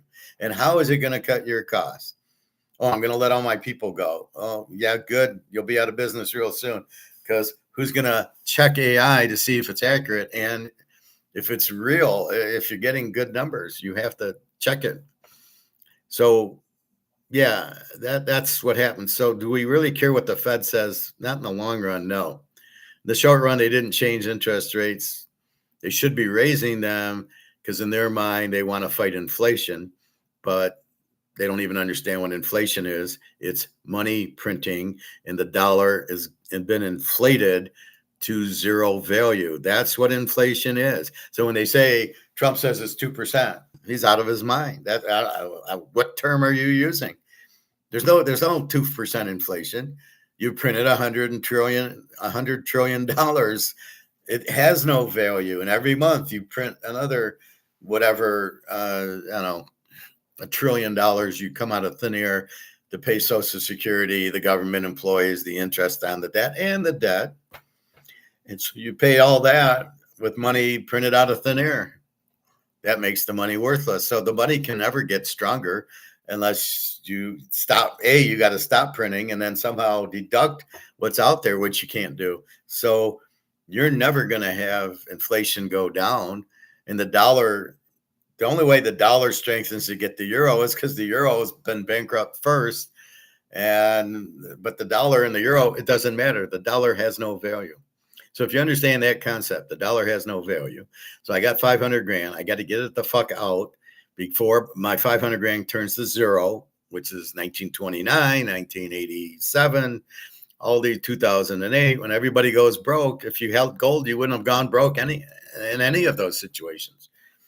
So gold can't be inflated. That's what you want to be in. So we're in it, A, for safety, because we know the dollar's worthless, and B, we're going to make a fortune when gold goes up. And I know we look at what's going on in COMEX, but we understand it's bullshit. It's printed, it's options, it's paper, not physical, done by the banks who want to drive the gold price down because they want you in stocks because they're all going broke. All the banks are broke. Get your money out of the bank. If you have 100 grand in JP Morgan, I would go get 95 of it and put it in a safe and buy gold with it. Not sit there and leave it in the bank thinking it's secure. And if you have your gold in a JP Morgan bank security box, get it the fuck out before they close the door and say, oh, you can't. Well, I got a box in there with all my gold. Yeah, sorry, it's ours now. And they will fuck you over. So you take care of yourself, but we don't really have an option. The only play is gold and silver. That's the best play. The way I analyze football and baseball, it all comes back to it's the best play. The boat's sinking. You need the lifeboat. And when we look around for lifeboats, it's gold and silver. But even that, I would prefer over this, because this, let's say this is worth $20,000. I don't know. I got to get it graded, but let's say it's worth 20. I can't easily sell a $20,000 card. However, if I have gold and gold's $10,000 an ounce, I can easily sell it. Just go to the gold store, say it. They'll give me a check. I go to the bank, give me my 10 grand. Thank you very much. That's it. Your follow-up. Do you think this war is all over saving the petrodollar? I think countries want to trade oil and gold, and the U.S. isn't having it. I think part of it is the petrodollar. Part of it is we're broke. The U.S. is bankrupt, as is Israel, as is the U.K., as is half of Europe. They're bankrupt because they're dealing in this. This is what they have. This isn't worth anything. They have high debt. They have high government employees. They have the Social Security because everybody after World War II, the baby boomers are all over the place. So the U.S. is at war because we're broke. We tried to steal oil from Russia and the gold and the diamonds, and they had nothing to do with it. Then we're in Venezuela, but their oil sucks, and China and Russia stole all their gold before we got there. And now we're in Iran, and Iran's saying, you're not taking my oil and you're not taking my gold and silver. That's why you're at war. And I brought up Hitler before. The reason Hitler went to war in 1939 is he had all these debts. And his war was about, Blitzkrieg was about going as fast as you can to Poland, hit their central bank, steal the gold and silver, and bring it back to Germany. That was Blitzkrieg. They went directly to the central banks and stole their gold and silver. That's what it was. That's why Hitler did what he did. He was broke and he had no choice. And guess who's broke and has no choice? As far as the petrodollar, it's already gone. They're already taking, they're selling oil for yuan and they turn it into gold.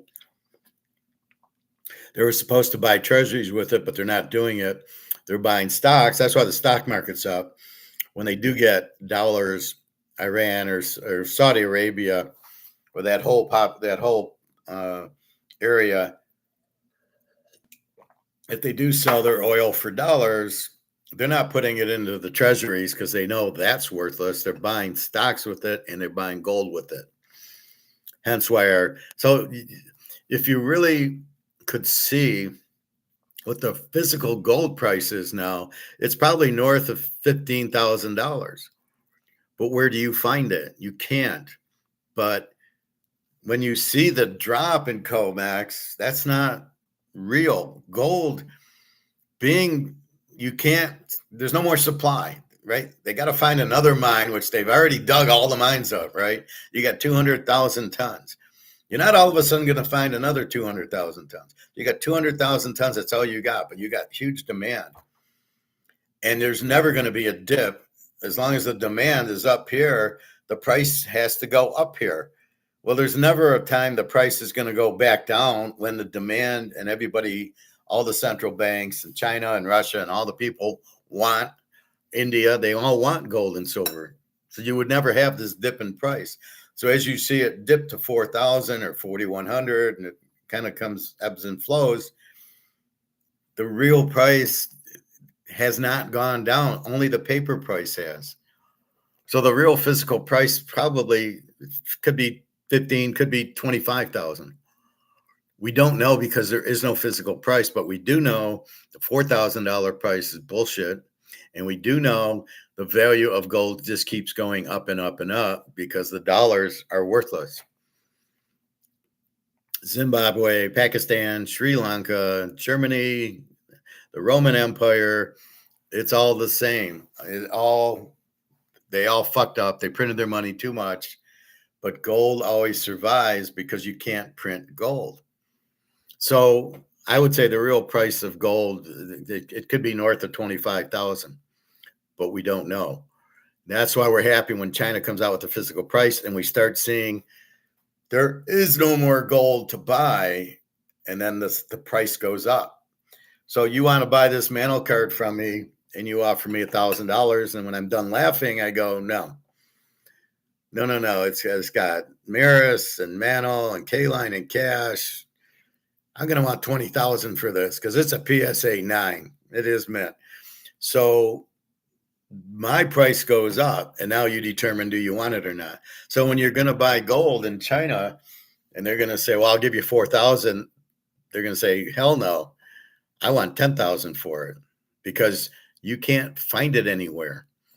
And that's the beauty of very limited supply. When there's no supply, but you want it, what do you do? There's still 200,000 tons of gold. Most of it's sitting in bricks. Most of it's 80,000 in China tons, 30,000 tons in Russia, and 30,000 tons in India, and the rest in Brazil and Sri Lanka, or Brazil and Saudi Arabia and Dubai, South Africa. I mean, all the BRICS countries, and Japan's buying. They're all dumping the dollar to buy the gold. Now, there's a point when the gold runs out, and that's what we're waiting for. When you can't find it anymore, but you still need to buy it because you got to get out of the euro, you got to get out of the British pound, you got to get out of the Swiss franc. And when you have to get out of it, there's only one option, is gold and silver. And so when we really get that real physical price, you'll never see $10,000 gold again. It'll be 25, 30. And then we're going to run into a situation where there won't be dollars anymore because nobody's going to want them.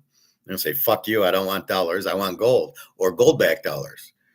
So what the U.S. should be doing is coming out with a gold-backed currency. The U.S. does not have 8,000 tons in Fort Knox. That is theirs. They might have 8,000 tons. Oh, by the way, it belongs to China, not to the U.S.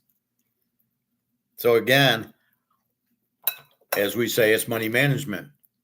I'm getting my money out of dollars, euros, British pounds, Swiss francs into something with value, which is gold and silver.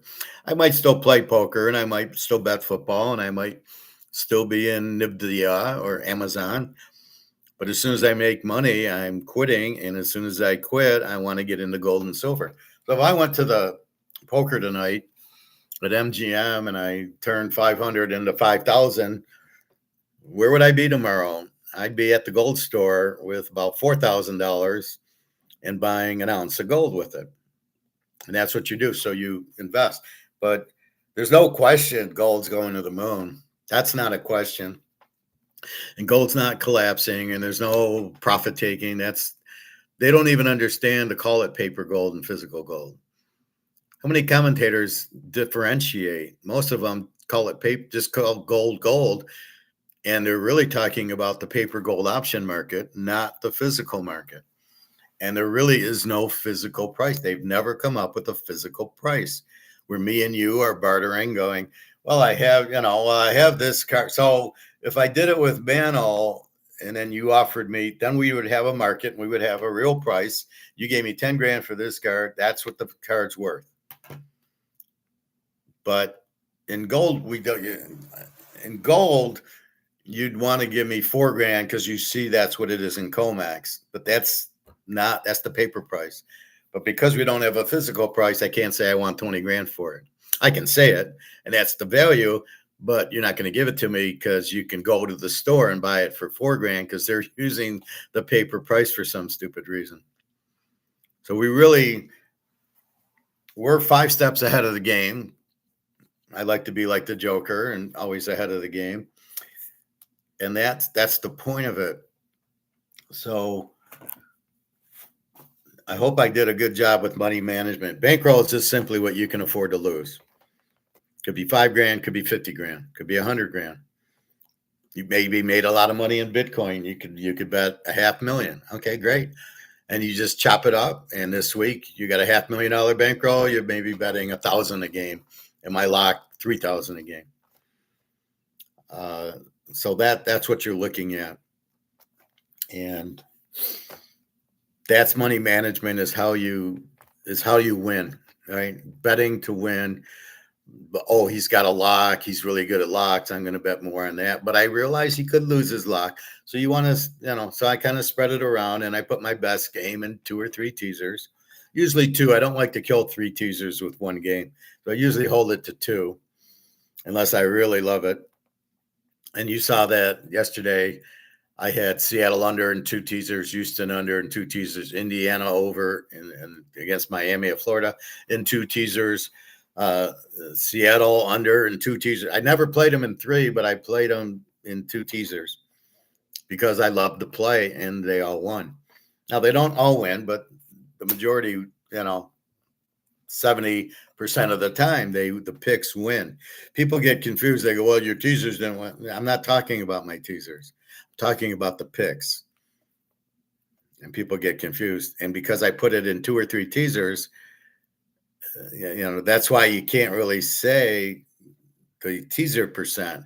Because when I hit the teaser in 2 teasers, I treat it as, well, I went 2-0. I didn't go 4-0, right? So anyway, that's money management. You're really, it's about winning. It's about adding to your bankroll, and it's how you bet. You got to be careful. I've had guys, well, I lost all my money on your picks. I said, you didn't bet it right. One guy had like $1,000 bankroll. I go, you got to bet like my picks like $20, $25 a pick. You can't be betting them $100 and only have 1,000. If you only have $1,000 bankroll, yeah, you probably shouldn't be betting football. And if you do, you got to be betting $10, $15 games. So anyway, let's go to baseball.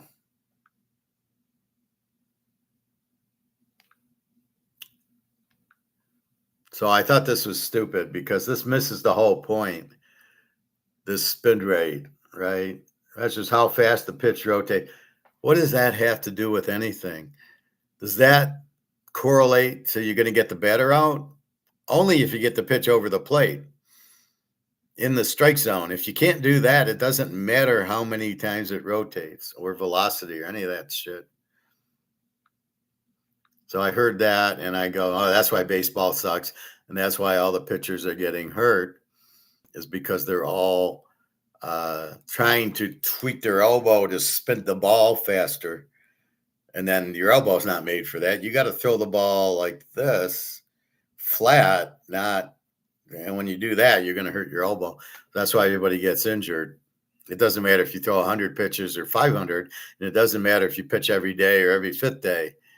you're fucked. There's no way you're not going to get an elbow injury trying to tweak the ball to spin. All right, let's go to So Clem, don't worry about day-to-day COMEX. The boat's sinking, right? So right now we're at the boat, hit the iceberg, and it's sinking, the dollar. And we're in the lifeboat, we're in gold, and it's going to sink. And then everybody will want to get on the lifeboat. So look at it in the big picture, and the value of your gold and silver can't go down. That's what you need to understand. So you don't really worry the 4,000 or the 5,000 or the $6,000 gold price. It'll go much, much higher. The dollar will go out, and gold will then be much, much more valuable than it is now. So that's where we're headed. And they can talk this and talk that. Interest rates do this, and the Fed does that. And these wars, the wars are because we're bankrupt. We're Hitler. We're bankrupt. We're trying to steal gold and oil. As far as the petrodollar, it's dead. They're not stopping Iran. They can't win that war, and Iran is much happier. And I don't know if Saudi Arabia is doing this too, but I know Iran is much happier getting paid in yuan that they can turn into gold for their oil. They're much happier for that. And China's got 80,000 tons of gold. They're not running out of gold anytime soon. So if you're Iran, you're going to take dollars, or you're going to take yuan that's backed by gold. Pretty easy choice. So yeah, they can talk about the petrodollar, but no. Even if they do, the dollar, okay, let's say that happens and everybody goes back to the petrodollar. The dollar's still worthless. It's still bankrupt. It still has no value. And nobody in their right mind is going to buy treasuries with it. They're going to buy stocks with it, which forces the stock market higher, even though the value, the company's only worth $60 price earnings ratio, and it's at 200. So the companies aren't valued properly, and all the companies are going bankrupt and losing money because their costs go up and they can't increase price. So you go to Wendy's and now it's $10 for a hamburger. You tell them to fuck off because the cost of the hamburger is $9. So they got to sell it for 10, but they can't sell it for 10 because the market says, I'm going to give you $5 for your fucking hamburger. And I noticed I went there when I did my laundry, it was smaller. The burgers used to be like this, were like this. So they're taking meat out of it if it's even real meat. But that's the key to it. So just hang on. Nobody, even if they do petrodollar, the dollar still isn't worth. It doesn't make the dollar worth something because it's a petrodollar or not. The dollar is worthless because they printed the shit out of it, and there's $100 trillion out there. That's why the dollar is worthless. You cannot print it to zero. You cannot print it to 100 trillion and think it has a value. No chance. Clem, sounds good. Thanks, man. We will prevail soon enough with their real money. We're going to win the game. That's obvious. It's just, and you really shouldn't even worry about the price.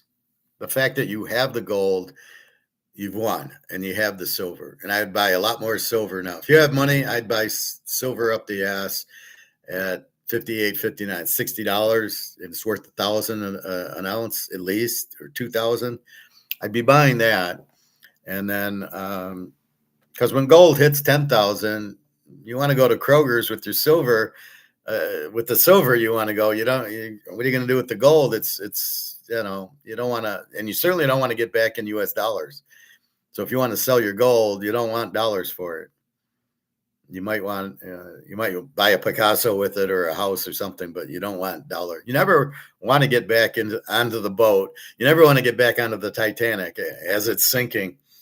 Oh, fuck, we got back on and now we're at the bottom of the Atlantic. That's the last thing you want to do.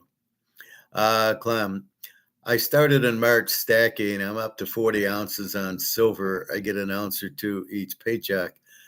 I'm going to trade over to gold when the ratio goes down to low 50s, high 40s, gold to silver ratio. What I would tell you is, I understand what you're doing, is maybe buy a quarter ounce for $1,000 and not the 4,000.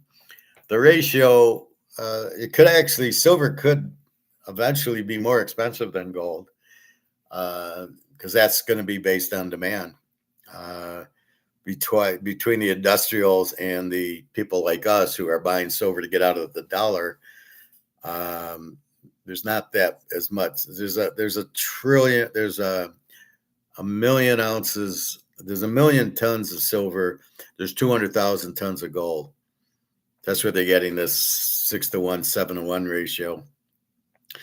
But I would every once in a while buy a tenth of an ounce or a quarter ounce of gold, because when gold runs from 4 to 10, you double your money, and silver kind of goes up a little. Right, it goes 50 to maybe 80 or 100, but gold goes from 4,000 to 5,000. Right, so I would want some gold, because when it runs, you're not going to be able to find it. You're not going to be able to afford it. Where are you gonna trade it? Well, it's 20 to 1. So I'll take 20 ounces of silver to buy the gold. Where? Who's going to have the gold? This is what I would worry about. Am I going to find somebody selling the gold that I can trade my silver for? I mean, we all seem to think, well, the gold will still be around. It won't be there. It'll all be in China and Russia. It'll be very hard to find and very hard to, not that they won't trade the silver for gold. Will they keep the gold? And will they want silver for it? So that's going to be the hard part, is what am I going to do? Can I trade my silver for gold? Can I find gold to do that? So that's why I'd buy a little bit of gold, a quarter ounce here and there, a tenth of an ounce. I see they have 20 up, and if you go on eBay, there's like 20th of an ounce, but I would keep it to Cougarans, Maple Leafs, Philharmonics, the U.S. Eagle, and Australia's got a kangaroo, and Britain's got a Britannia. I would keep to those main countries who are in the gold printing, and I would do that. That's how I would never, some guy off the street, hey, I got gold, or these $20 gold pieces. I would stay away from them. You do not want collectibles. Well, this is a 1910 gold with an S on it, and it's worth that. I don't care. I want to buy 1 ounce of gold. I want to buy an ounce of silver. I'm buying the metal. That's what I want. I'm not looking at the collectible, because you'll never get the value. So just do that. All right. Let's go to baseball. Thanks for the questions, comments. But yeah, you're off the Titanic. I mean, that's probably the key. You're off the boat. Stay off the boat.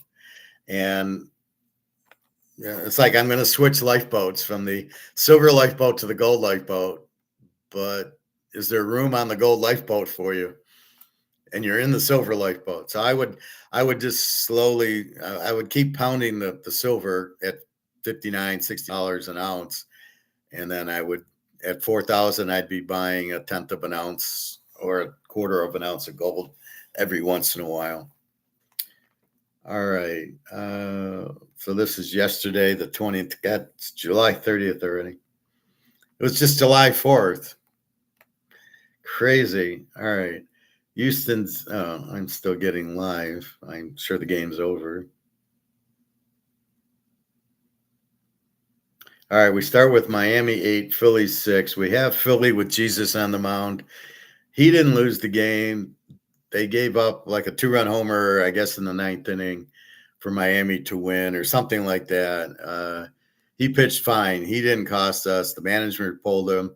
He cost us, and the reliever could rotate the ball good. He could put a lot of spin on it, but they hit the shit out of it. So Philly loses. That's a 3-unit. That was one of your free plays. Pitt under 8, under 8.5, 2 units. Arizona wins 3-0. So not only did Pitt not go over, we actually bet it under because of the pitchers. So we win there. Washington over 9.5. And Toronto won 5-2. We got a loser there. I played Detroit. Okay, now here's where I don't care how much you can spin the ball. When you get an idiot as the manager, this could be the worst manager in the history of all sports. He might be dumber than guy on Pittsburgh now. Mike McCarthy. What are you doing? So Screwball, they're up 7-0. Has a 4-hit shutout going. He's thrown 92 pitches. And in the 7th inning, pulls him. Reliever number 1 comes in, 2-run score. Next batter, 2 more runs score. Because he loaded the bases, then there was a single 2-run score, another single 2-run score, and now it's 7. It ends up 7-5 after 7. Switches relievers, and he gives up 2 runs in the 8th, and now it's 7-7. Why did you take Scooble out? First of all, why are you pitching him? I would just let him walk. I would not trade him because you're not going to get fair value trade. If I'm not going to get fair value trade, I got to DeMarc Quay. I know who this is, but I can't think of it. But hello. What was it yesterday? Comeback day. Phillies took all my money. Well, this was gambling. Well, I mean, they were winning, but yeah, unfortunately, that was the one game the other 2 free plays won. But yeah, that's why did they pull Jesus? I don't know. So the Tigers with at least you didn't bet the Tigers and lose a 7-0 lead.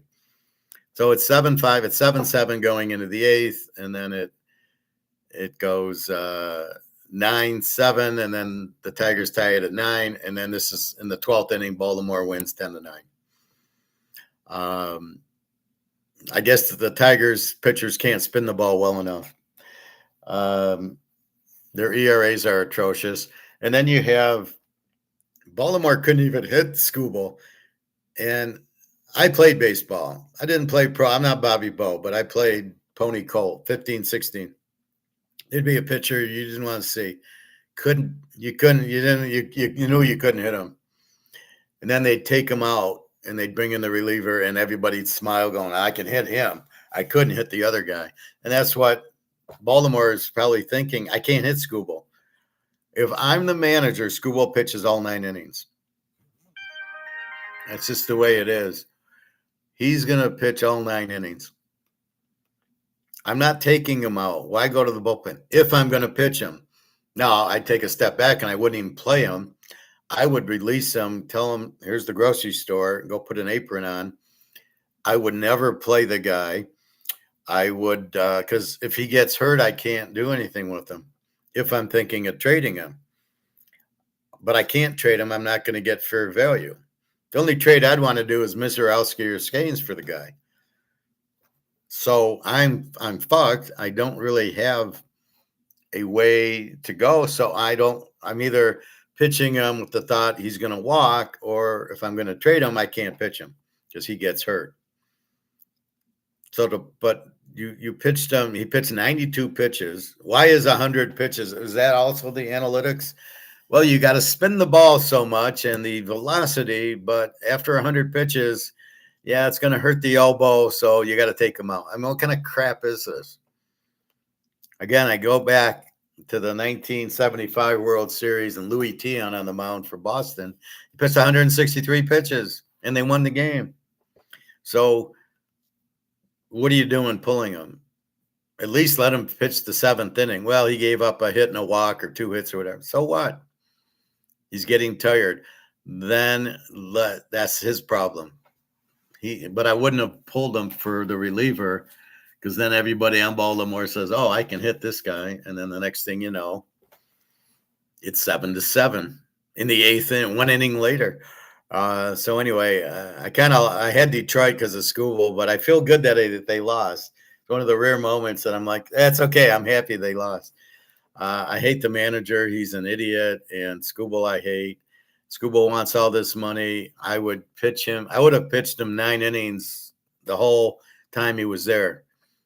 And this 5 innings in the playoff would never. No, you're pitching the whole game. DeMarc Quay, God, who are you? What's the most consistent major league team to you and who feel like can go all the way to the World Series? I think the best team is Milwaukee, and then I like Philadelphia and then the Dodgers, but I think Milwaukee's better than the Dodgers. I don't think anybody can handle Mizorowski, and they got Harrison. They got good pitching and good hitting. And I think they're the best team. And then Philadelphia, they have Sanchez, Zach Wheeler, and Jesus. And that's three good pitchers, much better than the Dodgers have. They can hit Philly and Milwaukee just as good as the Dodgers can. And I think the Dodgers are a little fat. They won the last 2 World Series. I don't see them winning that. In the American League, maybe the Yankees if they get Judge back and that. But there's nobody in the American League who can hold a candle to, Philly, Milwaukee, and that. If Pitt were to get another pitcher to go with Scanes, and Jones pitched pretty good yesterday, I put Pittsburgh up. They got the hitting. Miami was good with Max Myers, but he's not there. Cincinnati's got Burns, but the rest, they don't hit. So the most consistent offense and defense goes to Milwaukee, then Philly, and then the Dodgers. Go get him, boss. Who are you, DeMarque? I know you, but I'm not used to this name. All right, next game. The Mets 3, Atlanta 2. This was game 1. We bet on game 2 with Chris Sale.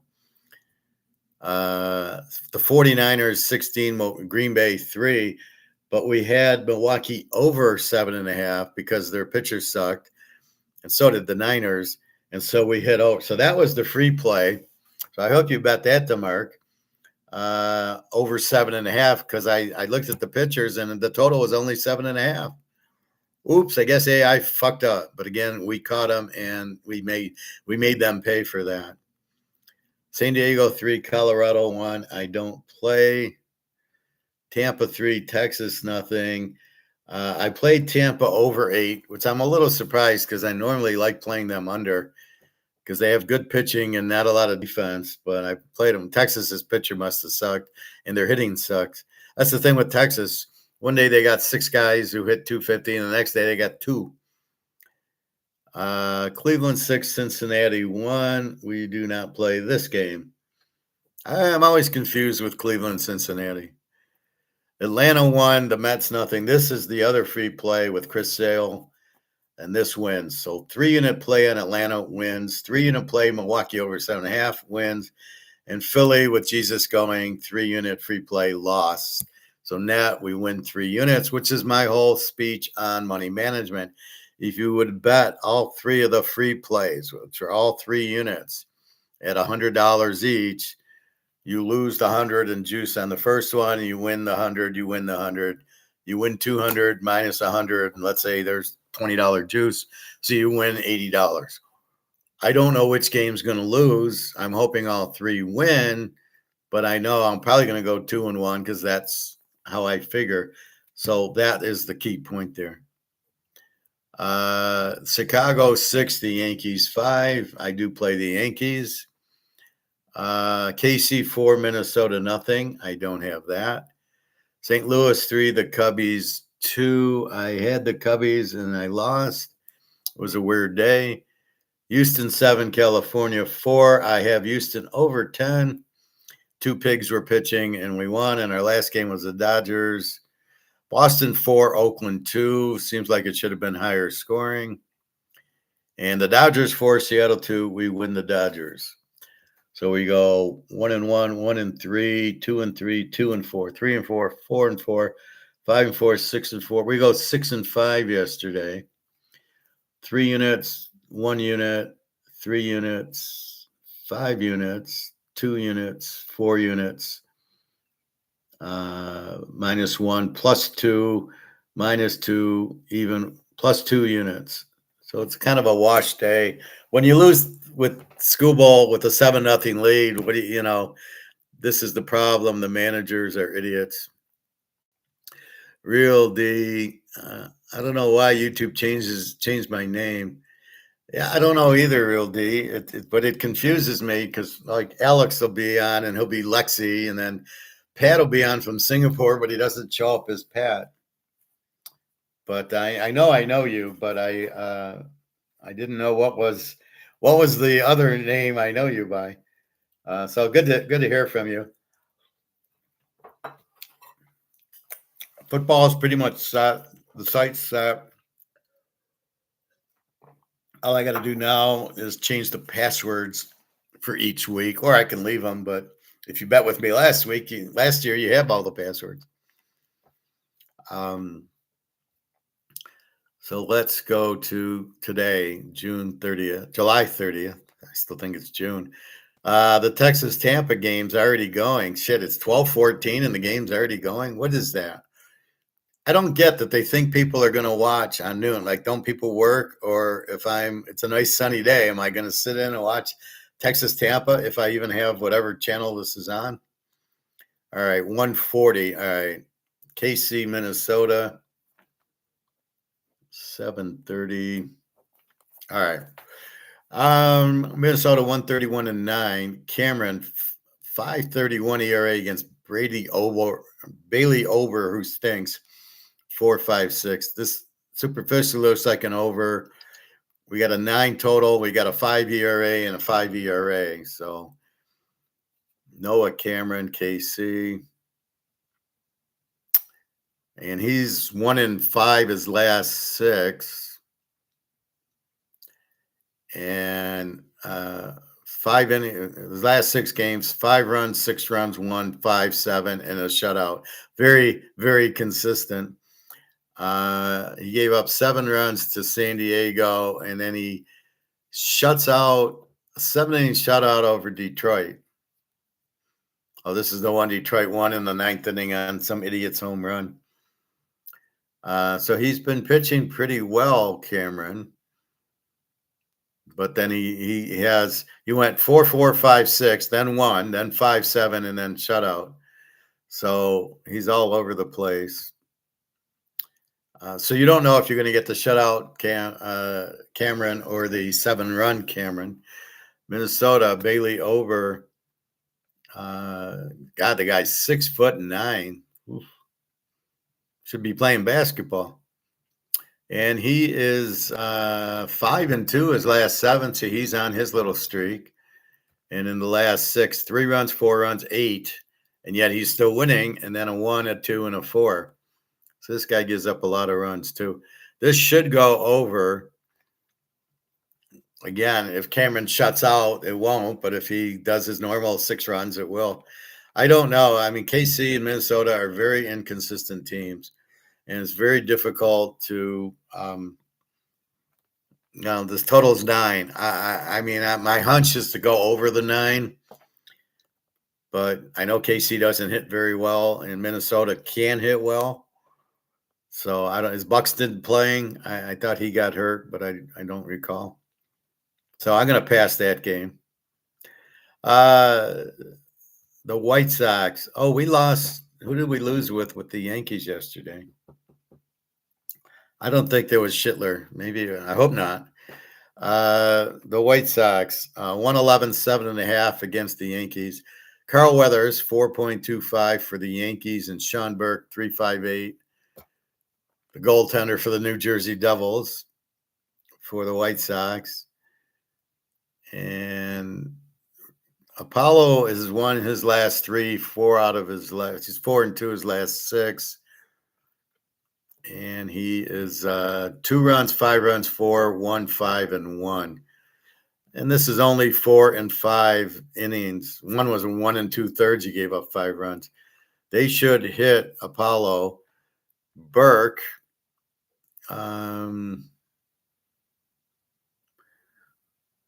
Is Burke a reliever? No. Wow, Burke is red hot. 1, 2, 3, 4, 5. He's 6-1 his last 7. And he's given up 1 run, 2, 1, 1, 0, and 3. So there we go.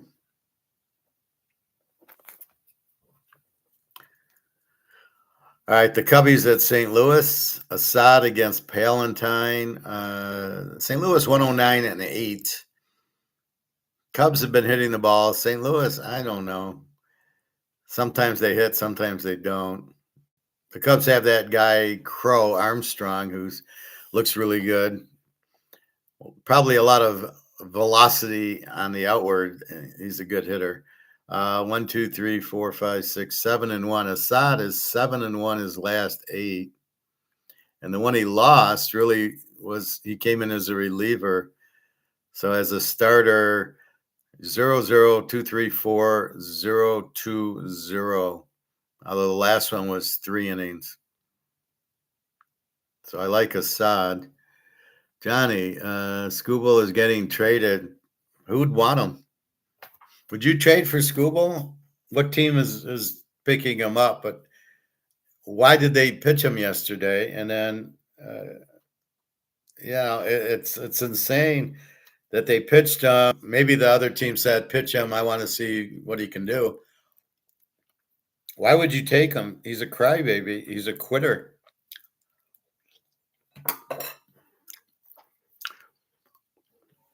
Did he go to Milwaukee? Or we don't know where he went to?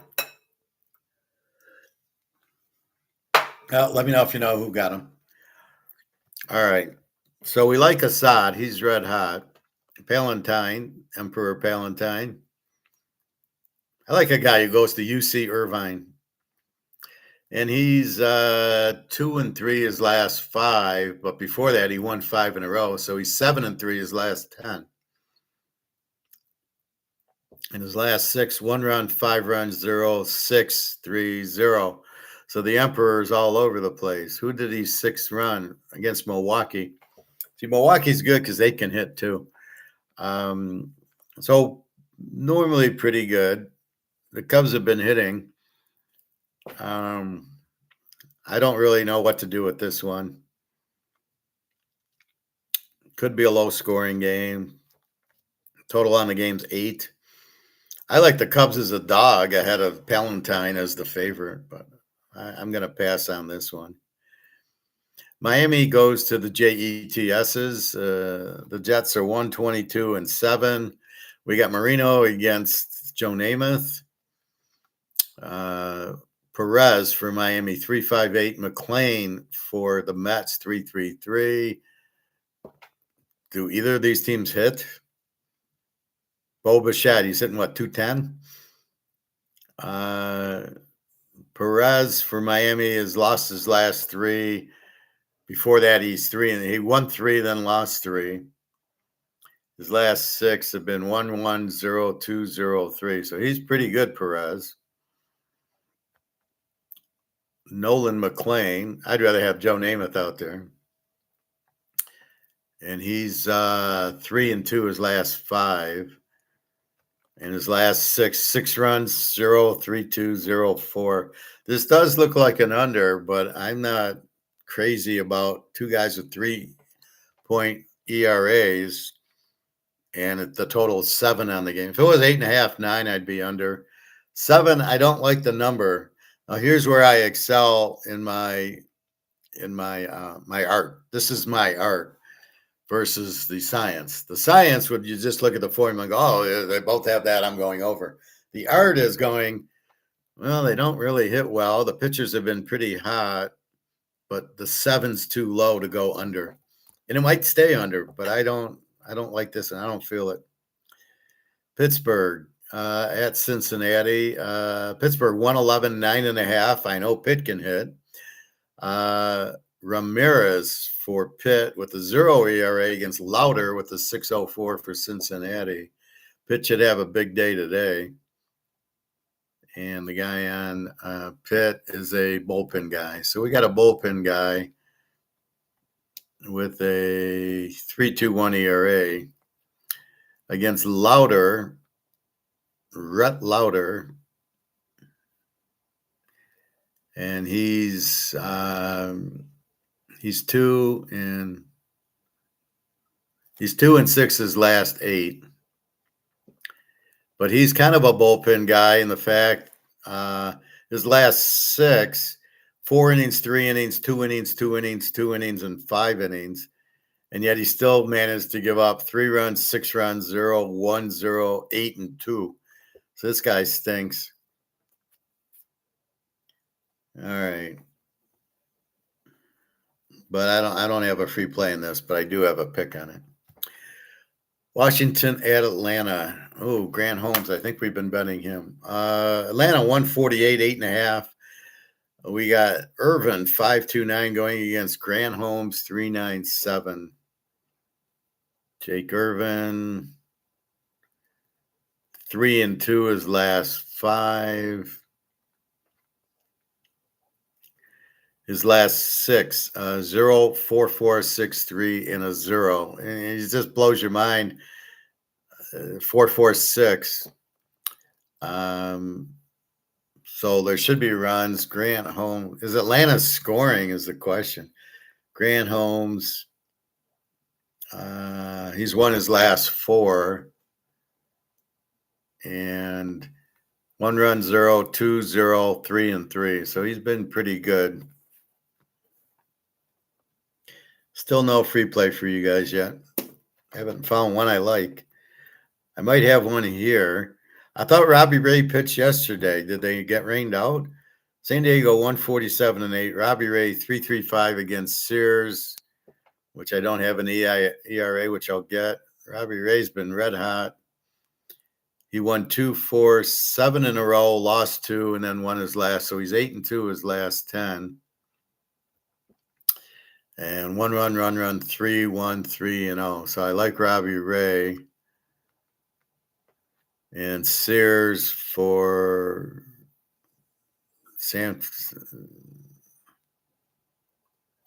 I think he's on this. This is San Diego, not okay. So on San Diego, he's only pitched in 6 games. He must have been hurt. 2 runs, 7 shutout, 3-2 shutout. However, the shutout was in 3 innings. The 3 runs was in 4. The 2 runs was in 5. He had a 5-inning 1-hitter, and then 6. So he'll give up 2, 3 runs. So let's go with the 49ers today, but I'm only going to give it 2 units. So my confidence, I like Robbie Ray, so that's why I'm making the play. But I'm not loving Robbie Ray, and I know the Niners hit sometimes, don't hit sometimes. San Diego's the same boat, so I don't know what you get with them. So therefore, I'm going to kind of take Robbie Ray here, but just because I don't like Sears, and they're a big 135 favorite or underdog, so that's good. I don't know about the 8. Ray can throw a shutout, so we're going to take the 49ers. Montana might be there tonight. Boston, Oakland. Boston 170-10. And we got Sonny Gray going, 2.8. We love Sonny Gray. He's the man. If they'd let him finish the fucking game, they'd have another 10 wins. Oh, Sonny is 2, 3, 4. He's 5-1. He lost the last game to Toronto 6-0. His last 6, 1 run, 0, 1 run, 1 run, 1 run, and then 5 runs to Toronto. He's been pitching very well. We won the under because it was 7.5, and they lost 6-0. But it was Sonny Gray against Dylan Cease. I remember that. Here's Barrett for Oakland.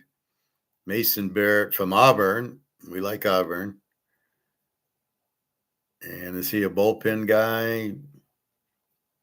See, when they don't have the ERAs, is more likely a bullpen guy. Oh, this guy is terrible, but I think, he's a bullpen guy. But and when he's pitched, they've lost the last 2, 4, 6 games.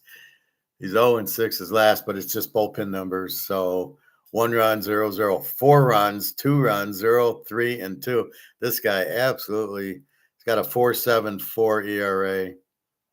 So we're going to go with Sonny. Let's go Boston. Now here we'll go 3 units with Boston. That's a better matchup. Sonny Gray I can rely on. Barrett is a bullpen guy who sucks anyway. So yeah, we'll take Sonny. I don't like this. The total on the game's 10. They're not going to hit Sonny. They're not going to score a lot of runs off of him. So Boston could win like 5-2 or something. I don't see the 10. I think that's too that When I do the art on that game, I don't see the 10. I don't see going over 10. It might get there because it's at Oakland, but I'm not betting that with Sonny Gray on the mound. And our last game, Seattle at the Dodgers. We got Ric Flair, Brian Wu, 4.38 against Sasaki, 4.74. The Dodgers 150-9. But how has Seattle been hitting? Let's see. Ric Flair, 4.38. Rick was really good last year, and he kind of sucks this year. He's 3-3, win some, lose some. Although he's gone over the last 4, and he's given up a shutout, then 5-2, 4, 3, and 5. So he's giving up runs. Here comes the Dodgers, who can hit. So what are the Japanese? No spin rate? Is that why there's so many Japanese who suck in the league? He's won his last 4, 5 out of his last 6. And 3 runs, 6-3, and then 1-1 his last 2 games. So I can't play this game. I've only played 5 games, and I've given you 2 free ones. Take the 49ers for 2 units and Boston with Sonny Gray. We got Ric Flair going, who's not pitching well, so we get away from Rick. And then we got Robbie Ray, which is, if he's the best pitcher we got today, we're in trouble.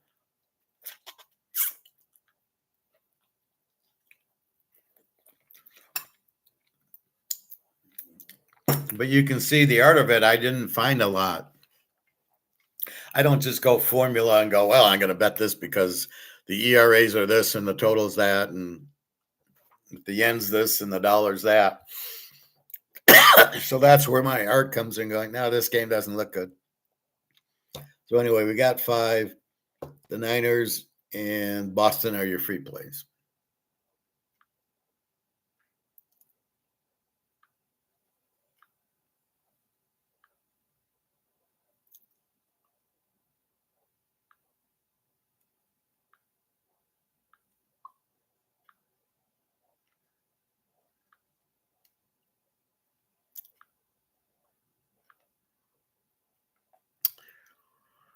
All right, we've talked about money management.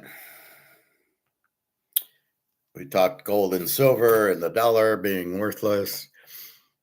We talked bankroll. Bankroll is what you can afford to lose. So if you're betting here, what's your bankroll? Now there's only 5 games. Maybe you have a $100 bankroll. I would play Boston and the Niners. I'd play Boston for 60 and the Niners for 40. That's your $100, because Boston I put as a 3 unit. The Niners are 2 units. You want to bet more on Boston than the Niners. Those are your 2 games. And that's it. And the other 3, I would probably, if I were to bet the 5 games, I'd probably bet 25 on the 3 games, 40 on the Niners, and then 60 on the Red Sox. And that'd be how I would bet it. Keeping it to my thing, trying to improve my bankroll, because that's the goal. And then to turn the bankroll into gold, which is Rumpelstiltskinning. I always love that one. There's a channel that does fairy tales, the dark side of the fairy tales. And I was watching it yesterday on the Tooth Fairy, and it was really, they're witches, and you have to pay them to keep your child safe. That's why you gave them the teeth. Very interesting. But the Rumpler on the fairy tale is an evil guy, and I don't know what they think he was, but he'd make all these contracts, and you'd want to, so he was like a business guy or something. But they're pretty, like Sleeping Beauty and Snow White are not very good stories. They're very dark, not like Disney made them. So Disney always pretties them up, but I think it was Snow White. The mother tried to kill her. The one with the mirror on the wall, and it was Snow White, and it was basically the mother getting old and didn't like the daughter was prettier, so she kidnapped her and all this stuff. That's the real story. So it's kind of cool. The Brothers Grimm. All right. Was there anything else I wanted to talk about? Let's look at our gold and silver.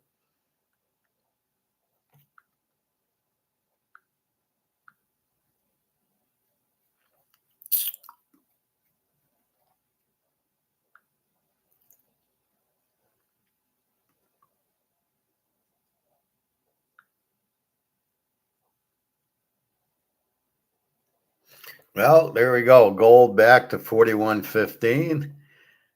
And it's nice is that the US is knocking it up, and then silver 58.81. So there's going to be a point there's not any more gold to buy. And now if I have gold, I want the price to go up. And that's what you'll see.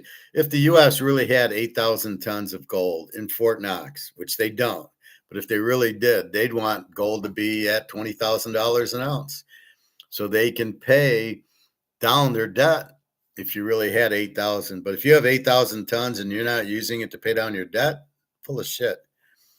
So I don't know. I think it's crazy. Anyway, that's what we got rolling on here.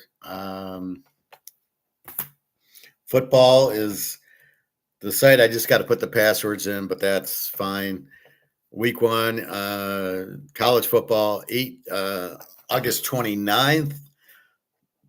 So people have asked me, and I said, I'd buy it like the 20th, whatever that, it's probably a Thursday. So whatever that Sunday is, 21st or something, that's when I would buy it. Cause I'll probably, because it's week 1 and there's 6 or 7 games, I'll post those games early so we don't, because like the one games, the lines are going to start moving like the day or two before. You want to have your bets in way before then. You want to have your bets in like Sunday for the week coming up. So I would bet then. I do like to post my plays early so you can get a good line because I know where it's going. I know where every game's line is going to move. Right? Very, very rarely am I, 100 games, I might pick 95. I know that Ohio State's going from 7 to 8, not the other way around. I know that 95 out of the 100 games. So there's maybe 2 or 3 where the line moves funny. And then I go, oh, somebody got injured that they didn't tell me about. But that's otherwise I know who the better team is and I know where the line's going. So I post early, especially the totals. I know what I want. As soon as I see it, over team, it's going to be high scoring. The total is 60. Let's bet it now. And then by game time, it's 66. So we're in at 54 instead of 60. So that's 6 points I've saved us on the total because I know that's where it's going. But I know people are slow and we're 5 steps ahead. So we see it, we bet it right away. There's nothing to hold us back. That's about it. So I had a handyman come yesterday. It's very hot in here. And I had a big electric bill, but I'm nothing compared. One lady had her apartment at 68 and had a $460 electric bill. And one other guy had it like 73 and he had like a $250 electric bill. Mine was 160 and I got mine at 76. And most of the time at night, I have the door open because it gets down into the 60s. But my apartment is not, something's wrong. I got the door open. It's 60 degrees outside and the apartment says 70. And it invariably, it gets warmer in the apartment. So there's something it shouldn't keep getting warmer, especially if I don't have the window open. So I was talking to my buddy at the pool yesterday and he's telling me, it sounds like your thermostat, have it looked at. And so somebody's supposed to come out. And that's what's happening. Otherwise, I think that's it. Again, people still take the monopoly money because they don't know. You go to Kroger's, they'll still take it, even though we know it's not worth anything. But if they're going to take our monopoly money, we'll pay them, or the credit cards. The credit cards should go to 0 because the dollar won't be worth anything. But I'm not sure if they're going to switch it. So let's say they come out with gold back money or the USD number 2. Again, we're not really sure what the fuck these idiots in government are going to do. And so when you get there, your $10,000 credit card should go to zero because the dollar is worthless and you won't have money to pay it. But if there's a new money coming out, will it switch to the new money? But it'll be far less than the 10 grand. So I don't know what they're going to do. I do know the dollar is worthless and going to zero. So we know you don't want to hold the dollar. You want to be in gold and silver where the value is going up. You want to be in Mickey. I forgot all about this card. I have my 68 mantle, but I forgot about this. And then this is a real pretty card, Patrick Roy. There's others in it. I might bring out some of my insert cards that are real pretty. There's a blue ice. There's a brown one that's nice and shiny. That are just nice cards that I think the value is going to be much higher on them because they're pretty much limited. But I don't think anybody knows about them, or they're all running to the Jordan and the Brady. I think we have a very fucked up kids and younger people growing up. I don't think they critically think. I talked about communism yesterday. Why are people teaching communism to the kids in high school? And why are the kids like trying to be socialist and communist? What the fuck? Yeah, I want to do nothing, play video games, and get all my food for free and not worry about money. And no, that's not what would happen. We'd all die if there's no money, as I said yesterday. Anyway, I think that's about it. I got a call that I got to return, and tomorrow I'll pay rent. I think I have the money now, but I think I'll fuck them and wait one more day because we're still in July. And that's it. And I got to add a credit card to DTE to pay this $160. I'm going to split it into 2 credit cards, and we'll see. Anyway, that's about it. So again, you can leave comments on this video now. I had them turned off, but I've opened it up because I want to get people who aren't here while I'm doing it to say, hey, talk about this or that. Like yesterday, I got an email. Can you talk about money management and bankroll? So that's what I did. So that gives me subjects to talk about that people want to hear. In other words, I'm meeting my market. The market has a demand for that, and that's what I'm trying to satisfy. So that's it. So anyway, www.cheeseking.com, baseball $100 or $25 for the week. What a joke. And then football, I would say about the 15th to the 20th. I know I got a lot of people who buy the whole year at $750. It's $35 a week. I would suggest right around then. And I do have some good plays. 1A of college football, and then 1B would be starting the next week, and then the pros. So strap in. Meanwhile, I got to change passwords to this year's passwords. So have a good day. Enjoy, relax. Don't get too caught up in COMEX. Like even there at 41.15, we're excited, but we know that's not anywhere near the real physical price of gold. It's probably north of 15 to 20,000. And we will see it because China has gone to a physical market, but it's going to take time apparently until they start ramping it up. But with the war, they're going to want higher. See, I think that's the other thing with the war. The U.S. knows Russia and China have a lot of gold, and they want to keep the gold price down for them. Because if they let it run, and now China's got 80,000 tons of it, and now it runs to 20,000 an ounce, yeah, the U.S. is fucked, and Russia then is free. So I think part of the reason they're keeping it down is because Russia and China have a lot of gold, and that's why Russia and China want to take over the price. Why are the U.S.? They don't even have gold running the gold price. So that's where China and Russia are also pissed off, going, well, we have all the gold. Why aren't we running the gold price? And that's why you see the Shanghai Gold Exchange doing physical gold price. So we will see. Anyway, so where did Scooble get traded? We'll see if that comes out. I don't know anybody who'd want him. I wouldn't want him. He's a crybaby. He's a quitter. He's a loser. So I wouldn't want anything to do with him. But anyway, have a good day, everybody. www.tjking.com. I will see you tomorrow. If something happens, I can pop back on tonight. But we'll see. All right. Take care, everybody. Have a good day.